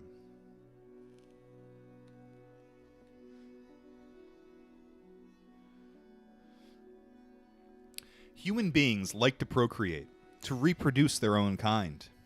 If they could learn to create, there is no limit to what they could achieve. But you have to give up procreation before you can begin to create, and few, very few, are willing to do that. Let me try to explain the difference between creation and procreation. It's really all in the point of view. Ordinary men and women treat nature as something external to them. They talk about nature, procreating, because they see the continuous birth and death of the samsara surrounding them. Because of ignorance, they conveniently forget that they too are part of the copulating game, insignificant worms in the samsara themselves. They self-identify with their own limited bodies and personalities. This puts them under the control of nature, and they are not even aware of it. They remain subject to the law of karma and to rebirth. If they could go beyond their limitations, they could actually see that nature is really doing the creating. Nature has control over the patterns that manifest, and all the reproduction in the world is just the natural outcome of the impulse of nature. Therefore, it is nature who creates, and ordinary mortals who procreate. Humans think it is the other way around, out of ignorance. They believe that through sex they are creating a child. Why should they want a child? They just want someone to reproduce their own attributes, someone who will appreciate and love them, just as Shiva and Shakti generate universes in which beings can, by means of hard penances, come to the stage of admiring and loving the father and mother of the cosmos. A man and a woman produce a child in the expectation of receiving love and admiration from it. But this is really procreation, because they are unaware of the Rinanubandhana, the impulse which impels them to do it. Real creation becomes possible only when they become aware of that impulse and transcend it. However, if everyone realized all at once their true selves, then there would be no one to fall prey to Maya and continue to ride the wheel of birth and death. Nature, therefore, keeps almost everyone in ignorance. Isn't it wonderful? Conception is, in itself, a wonderful process. All the sperm have the same determination. I must go through the cervix to the uterus, get into the tube, locate the ovum, and unite with it. The ovum is single and passive. It doesn't have to search for the sperm. The sperm have to swim hard against the current. And of the millions ejaculated, only one is finally accepted by the egg. What can we learn from this? First, the male should always be the active partner, and the female the passive partner in the sex act. This is nature's way, as exemplified in the physical process of sex. A man will never be able to penetrate if he cannot maintain an erection, and even after penetration, he must make movements. The woman needs to do nothing but lie still and allow it to happen. She can cooperate if she pleases, but it is not at all necessary. One of the problems with Westerners today is that some women are attempting to become the aggressive factor in the relationship. As I mentioned before, this is because they were males in their previous existences, and their present male partners were the females in them. Although it is easy to give in to these past tendencies, it is better to resist them and to learn the gender roles appropriate for your sex this time around. The male is meant to be dominant because Shiva must always control Shakti. This is why the male should be on top during copulation, and why the woman must be beneath. Shiva must be on top to control. If the woman is on top, Shakti is in control, but Shakti knows no control. The result? The male might become a pervert, because the free-flowing Shakti will cause his perverted karmas to emanate from the causal body. The idea that the woman should actively climb on top of the man is completely against nature. What happens during Vajroli is different, of course. Second, only that sperm which will provide the specific heredity required by the spirit who is to take birth will be selected by the egg. The sperm, having the strongest Rinanubandhana with the ovum, is always the winner. If the child is meant to be born blind or deformed or mentally retarded, only that spermatozoon which fits the bill in its entirety will make it to the egg. Gahana Karmano Gati. The ways of karma are profoundly deep. Sometimes, even when there are plenty of sperm, they run into a no vacancy sign when they try to meet the egg. If there is no jiva with sufficient Rinanubandhana, or if the horoscope which would result would not fit the requirements of the jiva, or if there is some curse, you may pour in liters of semen and still conception will not occur. If there is enough Rinanubandhana to attract some jiva, then that disembodied spirit will impel the sperm and ovum to meet. When they unite, the two become one. Duality is ended. But this unity, like the unity of orgasm, is very temporary. Because the overwhelming joy of the union, the sperm and ovum procreate and form billions of cells. As the zygote begins to divide, duality begins again. Until the heart starts to beat, the jiva, and the jiva is the individual soul. It is in a state of bliss, at one with Krishna, in a state of union with the Absolute. Once the heart starts to beat, personalized existence begins, separation from the beloved. The jiva really begins to self-identify with the fetus only after the heart starts to beat. The jiva enters the zygote at the moment of conception, to be sure. Otherwise, growth and movement would never occur. We say, though, that life really begins in the 4th month, and after the 7th month, the jiva has a firm grip on the fetus, because it is then that the fetus becomes viable if premature labor occurs. The jiva in the womb has a memory of past lives. This explains why the fetus kicks and moves about. It recalls its past freedom, and resents being trapped in a cramped womb, surrounded by hot, fetid intestines, tortured by the spicy food, intoxicants, and other inappropriate things its mother indulges in. The subtle body completely self-identifies with the fetus and enjoys the placental food. Despite the torments of living in its own waste products, it never wants to leave the womb, because it remembers its past lives and comprehends the mistakes it has made. It promises God that if it is permitted to remain in the womb indefinitely, it will worship with concerted mind. At the moment of birth, though, the fetus is cut off from the placenta. Because it craves food, it projects its mind outward and forgets its past lives. When its head is squeezed, coming through the birth canal, it forgets everything and comes into the world screaming, "Koham, Koham, who am I? Who am I?" Some hear its cries, "Uma, Uma." Uma is one of the names of Shiva's wife Parvati. By crying Uma, Shakti is calling, "I am here." The embryo or fetus is the characteristic of Maya. At the time of birth, the fetus forgets all the promises it has made to God about what it will do after its birth, because the mother and father were copulating only for pleasure, not to have a child. Even in those couples whose aim it was to procreate, the last moment of coitus produces such great passion that they forget everything except the bliss of sex. And this is what makes the child forgetful as it is born. Out of 1,000,000 cases, maybe one couple will unite for the specific purpose of producing progeny, and will keep that determination even through the orgasm. That child will remain fuzzily aware of his past experience. He will have a sort of ESP.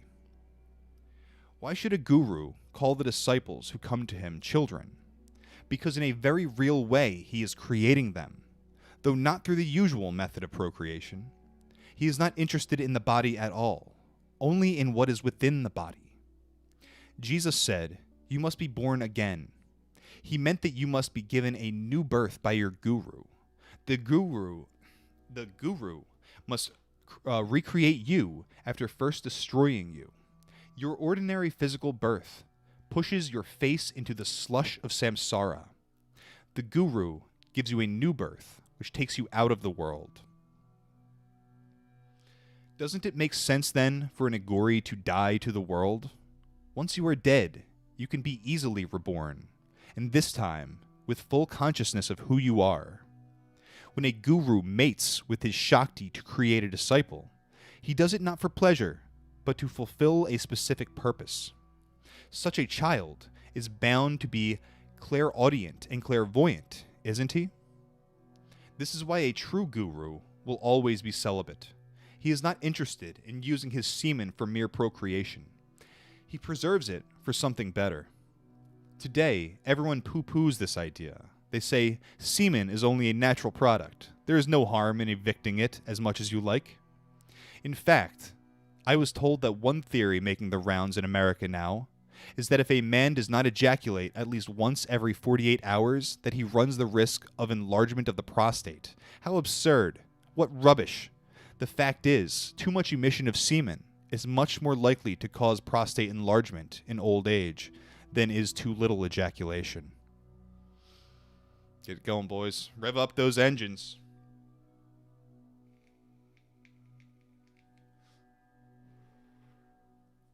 Got some whoop whoops in the chat. Some reformed juggalos. The Earth is on a turtle, one of the ninjas. Howie says, see, the combination of scientific terminology with spiritual concepts is what really throws me off. this person must have been very well educated, and yet frequently these are legit lifelong monks. Yeah, then you get to Svoboda. I want to say Svoboda has some he has like some knowledge of Western medicine. I think he did, because he went to India to learn the Ayurvedic practices better, which are like the Indian traditional medicine. So the argument's probably there that it could just come from him, but at the same time, yeah, I think it's something deeper. Then when you look at India, like their scientists have no issue believing in Hinduism and all of these things. It seems like their traditional spirituality goes very well with science, if I'm being honest. Much better than ours. In the West, everything is so vague, and everything's up in the air. And I don't want to say up in the air, like you might know that something is this or that, but the fact is, every single aspect in like even like Christian values, the constant debate about whether it's metaphor or literal, constantly. And it's like some of it's literal and some of it's metaphor, but like some people are getting this very, very wrong.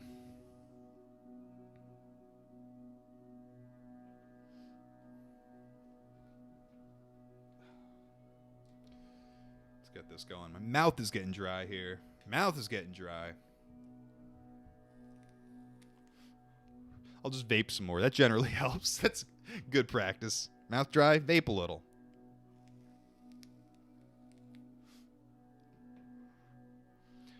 Ojas. Probably. It's probably how you say that. For creation, you must use the semen in a different way than the way you use it for procreation. Semen is that substance in the male body which has the ability to create. Only procreation is possible if it is expelled from the body, ejaculated during the sex act. If it is retained within the body, stored instead of being wasted, then real creation becomes possible through ojas. Ojas is the source of the body's metabolic energy, the Jathara Agni. Loss of semen means loss of ojas, and thus loss of digestive power. Ayurveda cautions that all diseases result from disturbed digestion, which explains why Ayurveda always also cautions that the wise man should preserve his semen. It is said in Ayurveda that ojas is derived from semen, but this is not quite so. Ojas exists in association with the head and the nervous system. In fact, the aura, or halo, which you can see around a person's head, is composed of his or her ojas. When I say that loss of semen causes loss of ojas, you must remember that sex is all in the mind. Before the penis surges into erection, there must be a mental command for it to do so. When thoughts of sex fill the mind of the Kama Agni, fire of lust, when thoughts of sex fill the mind, the Kama Agni, the fire of lust, becomes inflamed. Heat is anathema to ojas. The Kama Agni causes a disturbance in the ojas, which alters the brain's chemistry and directs the endocrine glands to begin to secrete.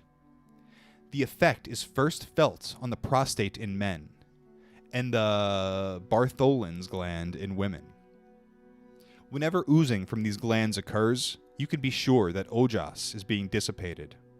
During celibacy, the ojas goes on and on, harmonizing itself. So yeah, like Howie said, we got some support for NoFap here. Good going, boys. We did it. Women are lucky in that every month, all the filth in their blood is drained out. This is the function of menstruation, and each menstrual cycle strengthens a woman's ojas because there is less waste material in the body to disturb digestion or brain chemistry. Unfortunately, since women are 9 times more passionate than men, most of them will find that this increased ojas merely serves to increase their sex drive. They will be impelled to copulate more, and all the benefits will be lost. Ayurveda recognizes that the same substances which rejuvenate the body also act as aphrodisiacs, and warns that when a rejuvenating effect is desired, sex must be restricted. Ordinary sexual activity destroys ojas. But so do the thoughts of sex and sexual fantasies, even if you do not act on them. In fact, continual brooding about anything is equally devastating to the ojas, because thought causes the mind and brain to heat up, and all this mental heat, no matter what the cause, causes excessive physical heat. According to Ayurveda, excess heat in the body leads to constipation, the root of most diseases. Heat also causes hypersecretion of all the glands, which in turn excites the mind via the body. It's a vicious cycle. Excess coolness in the body can be readily dealt with. Excess heat is dangerous.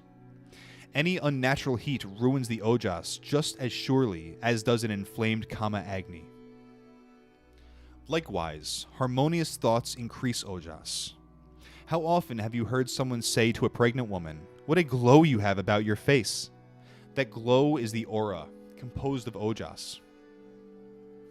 You might think that a pregnant woman's ojas would be low because her body tissues are being depleted to furnish nutrients for the baby. But because of the emotions of motherhood, the overwhelming love child being formed, ojas actually increases. How close am I to the end here? I don't know if I got to speed up or not. Not particularly close. Let's keep going.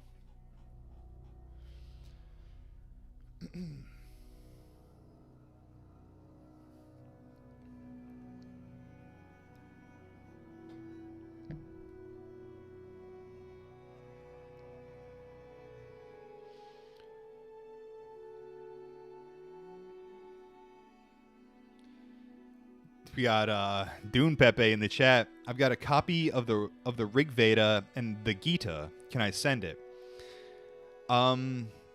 I've seen some translations of the Rig Veda. It looks kind of overwhelming for me, to be honest. As far as the Bhagavad Gita, I have a few versions of that already. It's very interesting stuff. But I would love to see, your translation of the Rig Veda would be very interesting to me.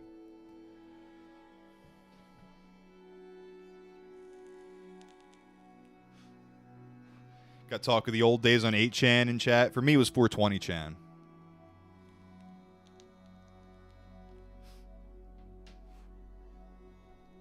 Conservation. If you want to progress from the state of being a donkey in human form, one who lives for eating and procreating, to a higher state, you must conserve your semen. If you are female, you must preserve the vaginal secretions which pour out during excitement and sex. The need for celibacy is the same in both sexes. There are dozens of good reasons for brahmacharya, celibacy, but we will consider just a few. First, Newton's law of motion. Action and reaction are equal and opposite. When a man indulges in too much sex or masturbation, he kills millions upon millions of sperm. He gets a little thrill out of it, but he must reproduce all those living beings again within his body. Celibacy is not meant to remove all pleasure from life. It is meant to avoid killing sperm, among other things. After such an overindulgent man has died, isn't nature right to make him be born as a spermatozoan? Is that the right word? For at least 7 births? Then he learns what it is like to be wasted. Living quietly in the body, a brief moment of joy, freedom, and finished. And such a man will continue to be reborn as a sperm until he can locate an ovum with which he has some Renano Bandhana. You see, hells are not imaginary. Some of them exist outside the earth, but many exist right here. It's just that we can't easily see them. When you become aware of the real significance of, say, Kumbhipaka, the hell in which you are born and reborn as a spermatozoan, well, then you will say, "Oh yes, I now realize." Second, if you are not interested in sex, then it will be impossible for any voluptuous, passionate young woman to entrap you, or if you are a female, for any man to sweet-talk you. Since you have nothing physical to take from anyone, you will never have to subject yourself to scheming lovers and succumb to their wiles. The more you indulge in sex, the more your mind becomes attached to it. This makes it far easier for someone, human or spirit, to use sex as a bait to hook you. Abstinence, brahmacharya, is safer. Got D2017 in the chat. What up, bruh? We back. We've returned. Third, brahmacharya makes your nerves very strong. Sex is a nervous response of the body. The more you enervate your body, the more mentally unstable or infirm do you become.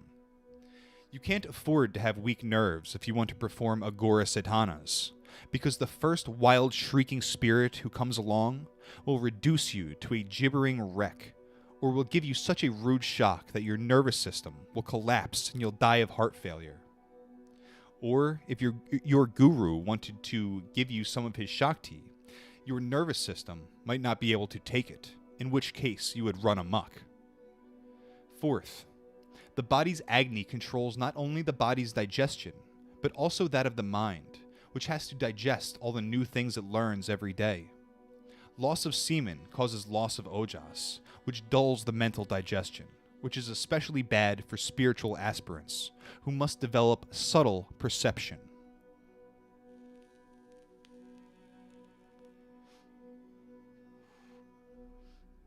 Fifth, the physical pleasure of sex arises from the stimulation of nerves in the genitals, resulting from the friction caused by the movements of the penis in the vagina or anus. Our ancient Indian scientists knew the value of the anus as an erotic center, mind you. Be it vagina, anus, or mouth, the friction produces heat, which destabilizes the mind. The more you copulate, the less firm will be your mind. As I've noted, firmness of mind is especially essential in AGHORA. Sixth, years of brahmacharya will develop great strength of your ojas. Your aura or halo will develop to such an extent that whoever meets you will feel refreshed and relieved afterward. The ojas will harmonize both of you and those around you.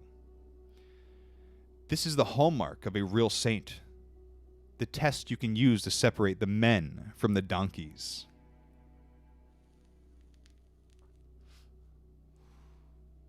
Finally, copulation causes a disturbance of the ether element because of the friction vibrations and the queer thoughts which are engendered in you as a result. These sex vibrations are tremendously irritating to deities and other high ethereal beings. Since most sadhanas involve the attraction of an ethereal being to you, sex is contraindicated in sadhana, absolutely. I once made the mistake of teaching a Ganesh mantra to a man who could not control himself. He remained celibate for almost 3 months, and then just when he was about to achieve, he decided he had to have sex with someone. He went in to his wife, who unsuccessfully tried to prevent him from sleeping with her. After enjoying himself twice, he went to sleep. In a dream, he saw an enraged elephant chasing him and giving him a good slap with his trunk. The next morning, his face was swollen to twice its normal size. He was removed to the hospital and died that night. Ganesh is the lord of the Muladhara chakra, the lowest of the energy centers, in which the Kundalini lies sleeping. Now, just imagine, if you were doing penance to make the energy move upward and suddenly you reverse its flow and make it move downward in great spasms, what is going to happen? You will blow out your nervous system like this man did.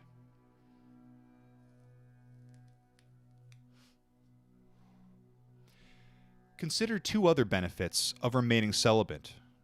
According to Ayurveda, it takes 30 days for a drop of semen to form. In those who are good celibates, the semen is so sticky, it can be pulled out into a meter-long thread without breaking, very sticky.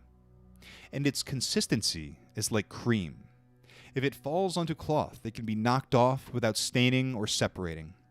Such high-quality semen is sure to produce high-quality progeny if used for that purpose. Also, ojas is a living substance. We say it is derived from semen because all the jivas in the unused sperm give up their individual existence and merge with the ojas. This can happen only in a true celibate, and is a sort of blessing to the jivas in the sperms because they become exempt from taking any future births.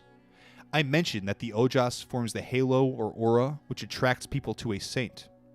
How could they be attracted unless it was a living substance? I am talking about a true attraction here, not some sensory enticement. Buddha's aura, for instance, affected everyone within a 50-mile radius of wherever he was staying. They all became automatically calmer and more introverted. I hope you know now some of the importance of brahmacharya. Now, it is necessary to consider the methods by which celibacy can be preserved. The most obvious method is simple avoidance of sex, but this is not perfect. The more you restrict yourself, the more frequent will be your nocturnal emissions. If you go in for physical control, you must be very thorough. Some asanas will deaden the sexual nerves. In certain rituals, a thin wire is passed through the penis and tied tightly around it to ensure that not even a drop of prostate fluid is lost. But all this is limited because of the mind. If the mind is not controlled, thoughts of sex will still emanate, and the ojas will be lost. Loss of ojas is far more detrimental to the body and mind than is loss of physical semen. The mind must be controlled. Ganja, marijuana flowers, and tobacco smoked together burn the semen if you don't eat any heavy food afterward. The tobacco makes you physically impotent, and the ganja makes you mentally impotent. This is quite useful, but it is still reliance on external agencies.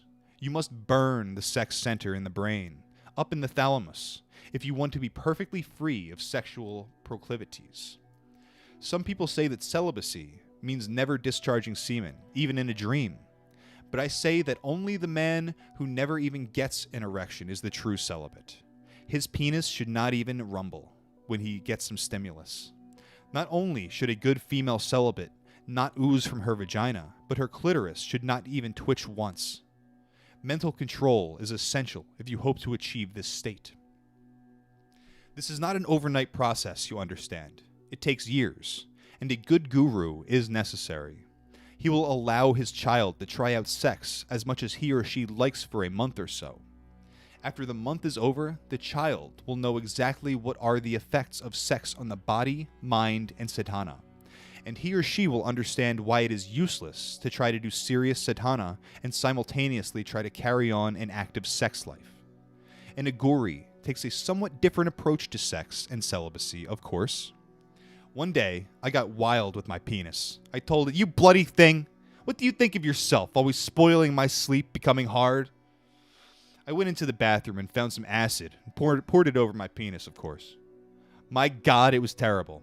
Then, when the pain was troubling me, I got wilder and said, "So, not enough, eh?"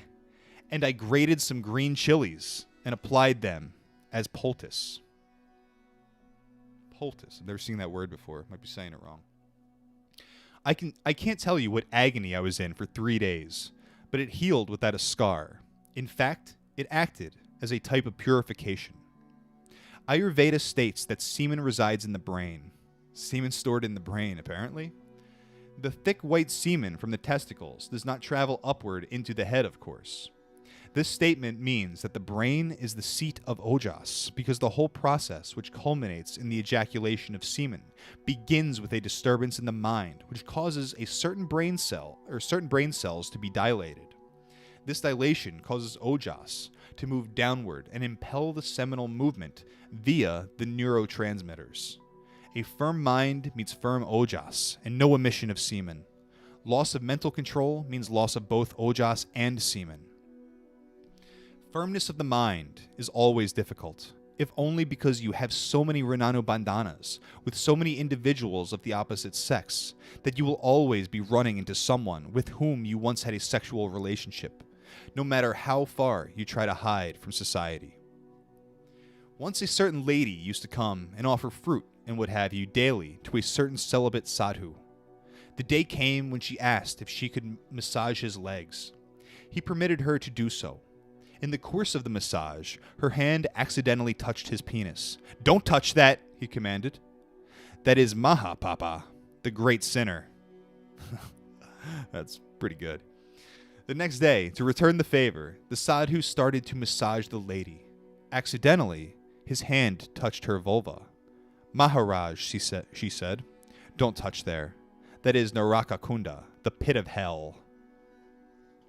The sadhu, however, had become excited by the touch of her genitals and said to her, You know that the only place for sinners is hell. Therefore, if I now put the great sinner into the pit of hell, all the sin will be extinguished. The lady, who had also become excited by his touch, was only too ready to agree. And that is how the sadhu came to lose his celibacy.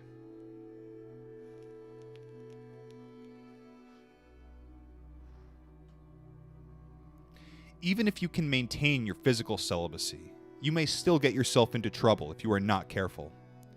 Shankaracharya, the great preacher of Vedanta, was once made to learn a good lesson because he forgot that mental brahmacharya is more important than physical brahmacharya. He wanted to debate with Mandan Mishra on religious texts in the city of Mithila.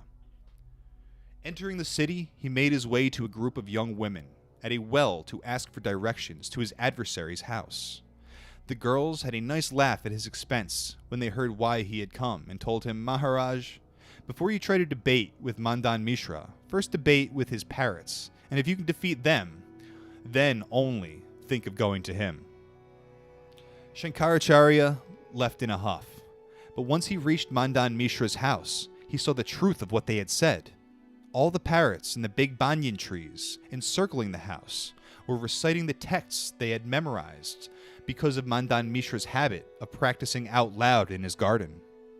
Shankaracharya was greeted warmly by his opponent, who realized what the zealous young man had in mind. Recalling the obligation a host has to his guests, Mandan Mishra offered food to Shankaracharya, but it was indignantly refused. No, I have come to debate, not eat. Mandan Mishra's wife told him, You will have your debate without fail, Maharaj, but first, please do enjoy a meal with us. Shankaracharya was adamant, however, so the debate began.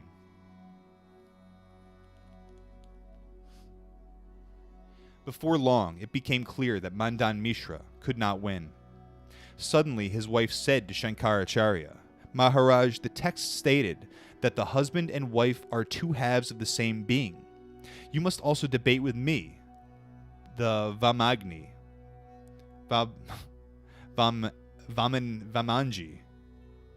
Yeah, there we go. Let's go with that. The Vamanji, the left half of my husband. Shankaracharya had no choice but to agree. She began to discuss the erotic art, the Kamakala. Her opponent had never had any experience of women and was therefore unable to answer her. Moreover, as he was sworn celibate, there was no way he could go out and experience sex in order to learn about it. What to do? He asked for a 24-hour recess of the debate. Mandan Mishra's wife smiled at him and said, Maharaj, nowhere in the rules of debate is a recess permitted. You are about to lose, but that's all right. You are our guest. Take your recess. Only Ma could be so generous, even at the cost of victory. Shankaracharya went back to his disciples and told them to guard his body carefully. He then went into a trance and used his subtle body to enter the physical body of an old king who had just died. Everyone in attendance on the king was astonished, to say the least, to see the ruler jump back to life. His wives, kings always possess large harems, were especially astonished, because he immediately called them into him. Some of them noticed a change in his personality, especially during lovemaking, but they feared for their necks and dared not say anything. Having thoroughly learned the science of love from these ladies, Shankaracharya returned to his own body. The next morning, he defeated Mandan Mishra's wife in the debate. Then, feeling generous, his ego pampered by his success, he said grandly, Now, Mandan Mishra, I am pleased to appoint you head of my monastery at Jyotirmath near Bandarith. Mandan Mishra's wife laughed in Shankaracharya's face and said, At one time I thought you were a true ascetic, but now I see you are a fake just like all the rest. Shankaracharya got the shock of his lifetime and said, What do you mean? She replied, You teach that the physical universe is just an illusion and that Maya does not exist. If you are not your body, but are the pure, undefiled, universal soul as you claim to be, then your vow of celibacy applies to your body, and your mind, and to your entire consciousness. How could you then be legitimately enjoying sex through your subtle body? Are you not guilty of breaking your vows? Is this not a stain, a stigma on your ochre robes of renunciation? Moreover, the universal soul is all that exists in the universe, and all else is illusory. Then you and your debating and your success in this debate are also illusory. If you, I, and my husband are all the same universal soul, then with whom are you debating? Yourself? Isn't it a contradiction in terms? My husband is named Mandana, construction. He believes in building things up. He encourages and provides confidence in those who come to him. You believe only in destruction. All for what? To prove to the world which you believe to be illusory that you are unconquerable in debate? What is your value? Can you compare with my husband? Shankaracharya had to keep quiet. Shakti had taught him a good lesson. Actually, there is some distinction between physical and mental brahmacharya, even though Mandan Mishra's wife was correct in her argument that a sworn brahmachari must observe total celibacy. It is never bad to preserve bodily celibacy, even if you must perform mental sex to complete some Renano Bandhana.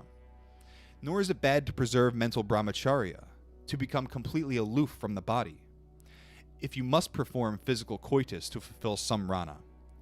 This is how an aghori works, in fact. The body does whatever it must do to complete its ranas, and the mind is a passive observer, never self-identifying with the actions of the body. It is unbelievably difficult, though. Someone once asked me if Tukaram Maharaj was really a true devotee of God, concentrating on Vithala, Vishnu, 24 hours a day. How could he have had 2 wives and fathered so many children? This is a good question, which deserves a careful answer. Tukaram Maharaj was never apart from Vithala mentally, even while his physical body continued to fulfill its Renano Bandhanas.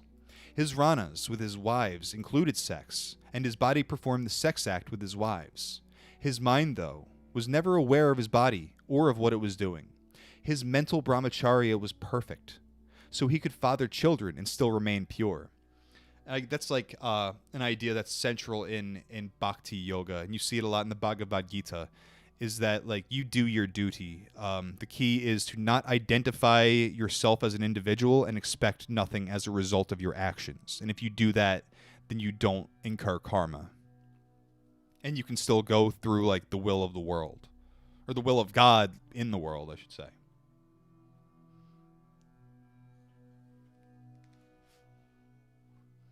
But my questioner was not completely satisfied with this explanation and posed another question. If Tukaram Maharaj was not self-identifying with his body, who was? The penis can become erect only when the ego self-identifies with it. If Tukaram Maharaj's ego had lost itself in Vithala, what remained to self-identify with his penis? I love to answer such questions because their acuteness shows me that the people who are listening to me are thinking about what I have said. Something must have been inside Tukaram's body self-identifying. This much is clear. And one other thing is clear. It wasn't Vithala.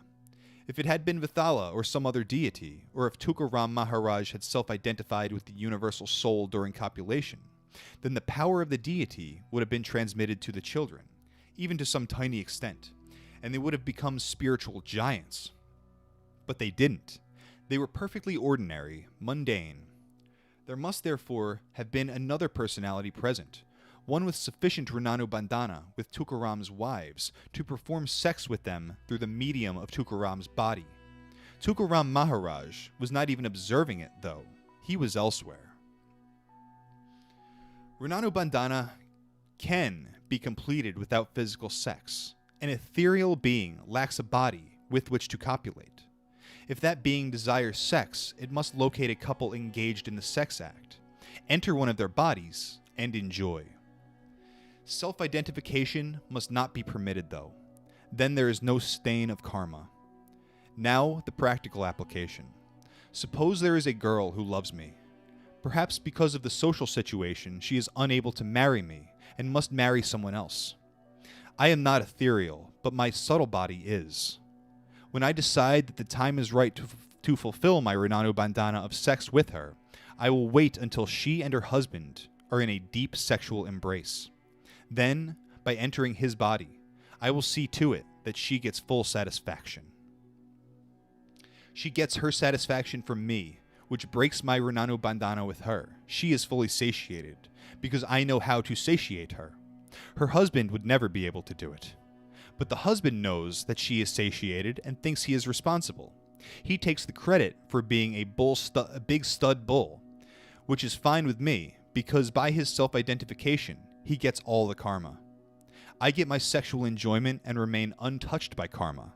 Everyone is happy, and I have preserved my physical celibacy.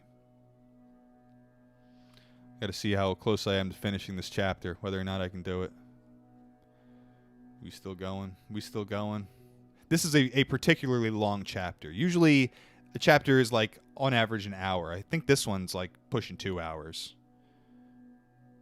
Christ. I'm gonna totally lose my spot, aren't I? Alright. Where am I?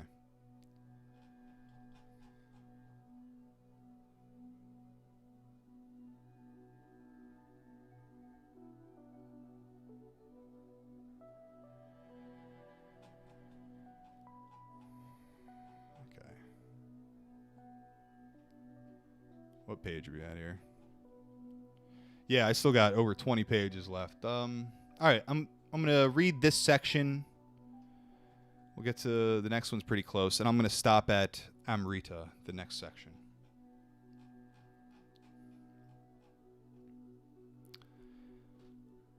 Holy shit! How do I say that word? Svapneshvari Siddhi and Shiva Lata Mudra. There we go. If you want to preserve even your mental celibacy, you must have some siddhi. Svapneshvari will do nicely. Suppose I discover a Renano Bandhana with a girl in France. I find it very inconvenient and time-consuming to travel to France and romance her. So I send Svapneshvari to her in a male form. In a dream, she finds herself enjoying sex with a man whose face is always hidden from her. She is satiated because sex in a dream is always more satisfying than is physical sex. There are no inhibitions, no fear of discovery, no worry about inadequacy, no restraint to full pleasure in a dream. By satiating her in this way, my Renano Bandhana with her is broken. She never knows who has come to her and never cares to know. There is no karma and no interruption of either my mental or physical celibacy. Absolute celibacy is too far away for most people, of course. But our Vedic religion has provided for everyone, no matter what their level of achievement. If you restrict yourself to having sex with one partner, for example, if you are married and engage in sex with only your spouse, this is also brahmacharya, the brahmacharya appropriate for married people. And as long as you observe total celibacy during specific periods of penance, you too can achieve great things if you work hard. However, even a married man can practice absolute celibacy and still fulfill his sexual duty to his wife if he knows Shiva Lata Mudra. There we go. He must worship his wife as the cosmic Shakti, and she must worship him as Lord Shiva. Shiva is the controller. Lata is the controlled. Lata literally means creeper, like the ivy which twines around a column. Because Shakti has emanated from Shiva and wishes to return to him, she is impelled to come into close proximity to him. He is the center, the linga, the fixed, unwavering nucleus. In order to become one with him, Shakti gives up her own independent characteristics and makes an absolute surrender to him. A creeper has no support of its own, which is why it must take the help of a tree or pillar. Once it has selected its support to grow on, the creeper cannot change its mind and shift to another support. It is committed. The tree is beautified by the creeper. The creeper is supported by the tree. Neither is complete without the other. When a man and a woman come together for Shiva Lata Mudra, The woman must sit on the man's left thigh and hold his penis with her right hand. He must cup her left breast with his left hand. Like a creeper, she drapes herself around him, clinging tightly like a delicate vine, and he permits himself to be clung to, offering her support.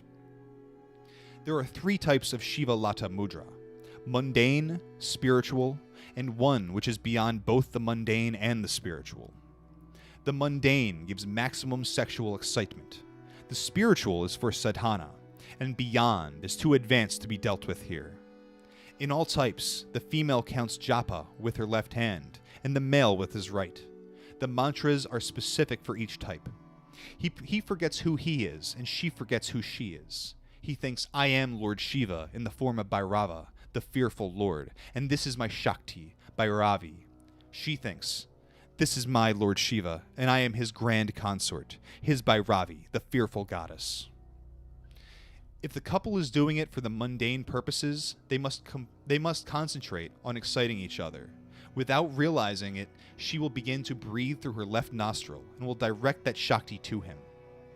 His right nostril will be working, and that Shakti of his will be directed to her. Hypersecretion of all the glands will result, and at the moment of greatest excitation, cessation of breathing occurs for a moment.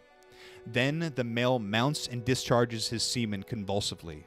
Because of hypersecretion, he will now eject 3 teaspoonfuls of semen as opposed to his normal 1 teaspoonful.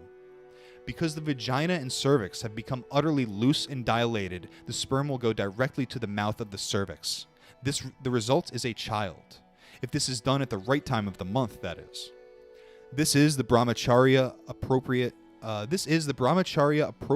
to the ordinary householder, because by such sex, satiation occurs for a month or more, and ojas is not wasted by frequent orgasms. The spiritual Shiva Lata Mudra is quite different. The Shiva must control his Shakti very carefully to ensure that she does not become sexually enticed. The couple should be able to sit together for at least 3 hours without the least excitation, no twitching or oozing.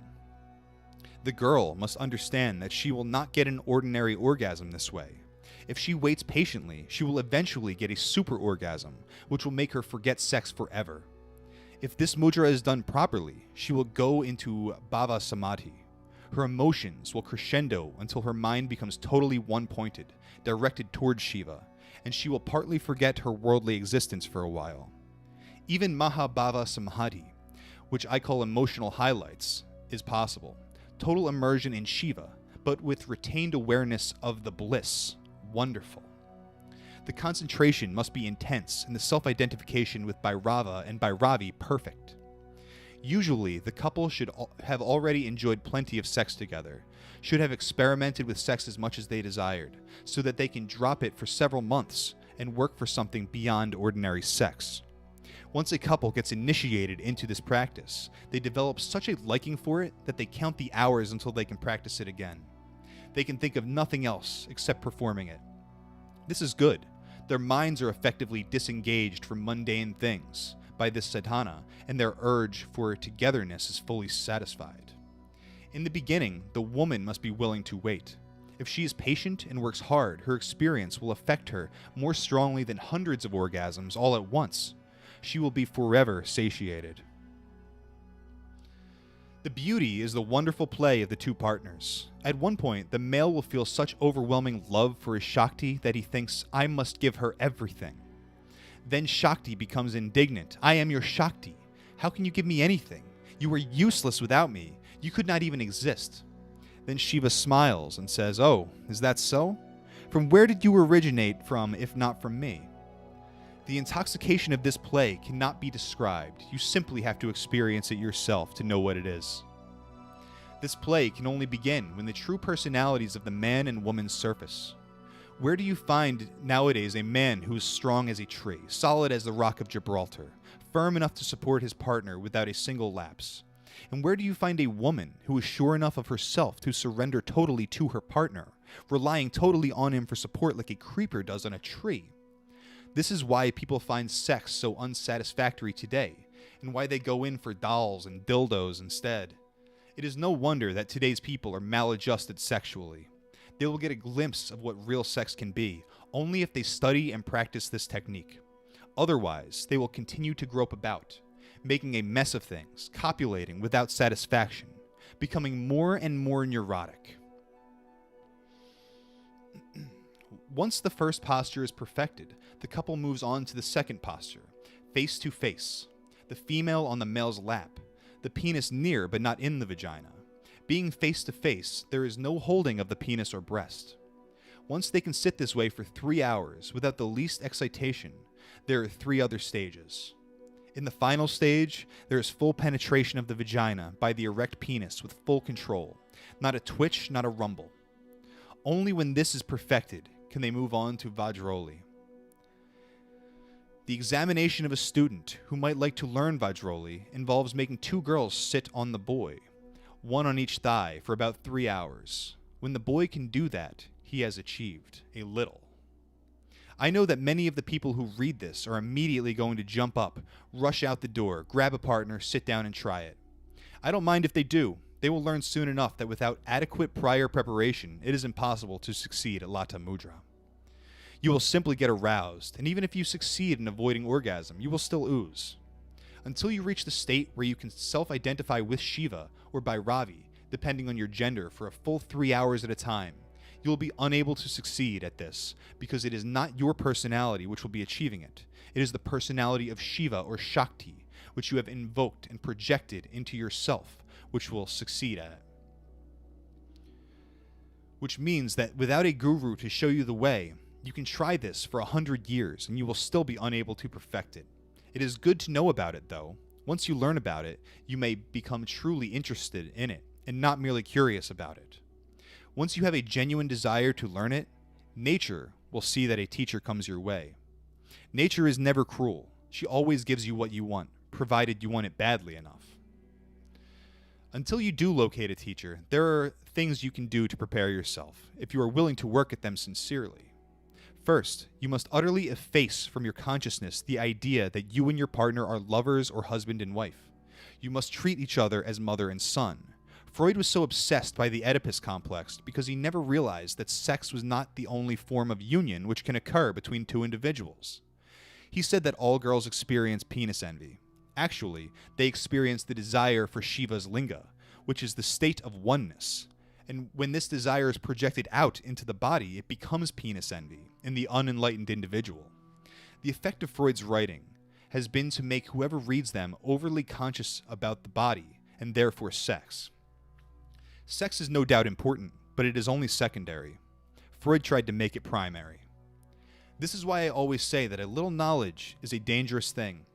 Generations have now grown up studying Freud, learning wrong or imperfect knowledge because of his errors, and convincing themselves that there is nothing to human interaction except sex. This is why most Americans think they are satisfied with sex alone. Sensual love is all their partners learned. They never developed true, deep, maternal love, and since only a pervert would have sex with his or her child, that parents end up loving the child very little. Such parents just don't know how to love their children, since they only know sexual love. American children grow up without any parental love and become so love-starved that they will take any affection they can get. Only a few are choosy. The rest just can't help themselves. If you look at a voluptuous woman or a handsome man and see only the skeleton beneath the flesh, many benefits will accrue to you. You will communicate with a deeper layer of the individual, one closer to the center than the superficial flesh and skin, which is that individual's Maya. Loving Maya always leads to misery. Loving the skeleton, at least, enables you to project your love onto a form that will continue to exist even after death. It is certainly not the ultimate, but it's an improvement. A male should look at every woman, especially his partner, and see Ma within her. A female should see all men and boys, especially her partner, as sons. This reduces the danger of falling into sex. It teaches the couple something of parental love, and it leads to fidelity in the relationship. Another thing, all desire for personal enjoyment or self-gratification has to be effaced from the mind.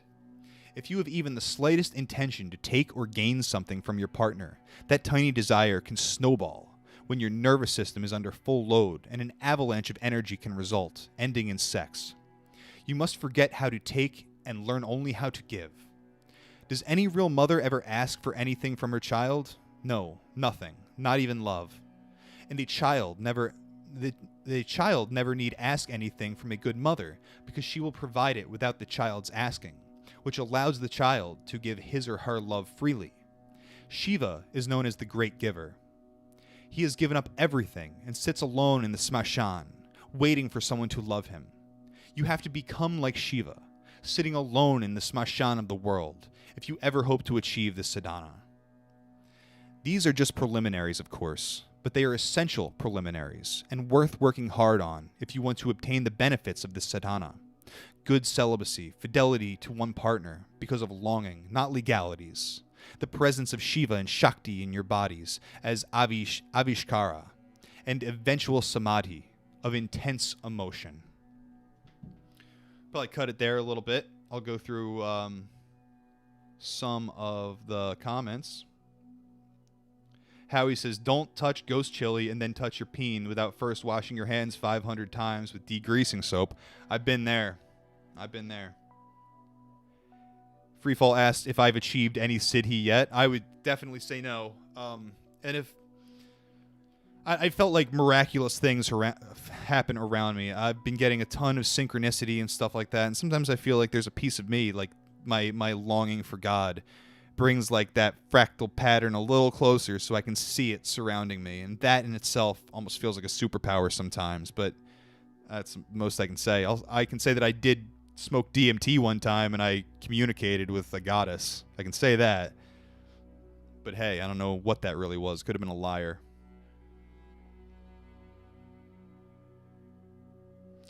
Howie says, I like how clear it makes the necessity of ego destruction. That's true. That's true. And that's the whole goal, is like, you got to identify with the universal soul, with God. Like, you're made in God's image. You should see those aspects of God in you, and you should bring them out more to be more like God. That should be the goal for all people, I believe. So yeah, I'm going to call that there. I was hoping, and I don't know for sure, I'm doing this, I would like to be able to get like super chats going. I don't know if they're available there or not.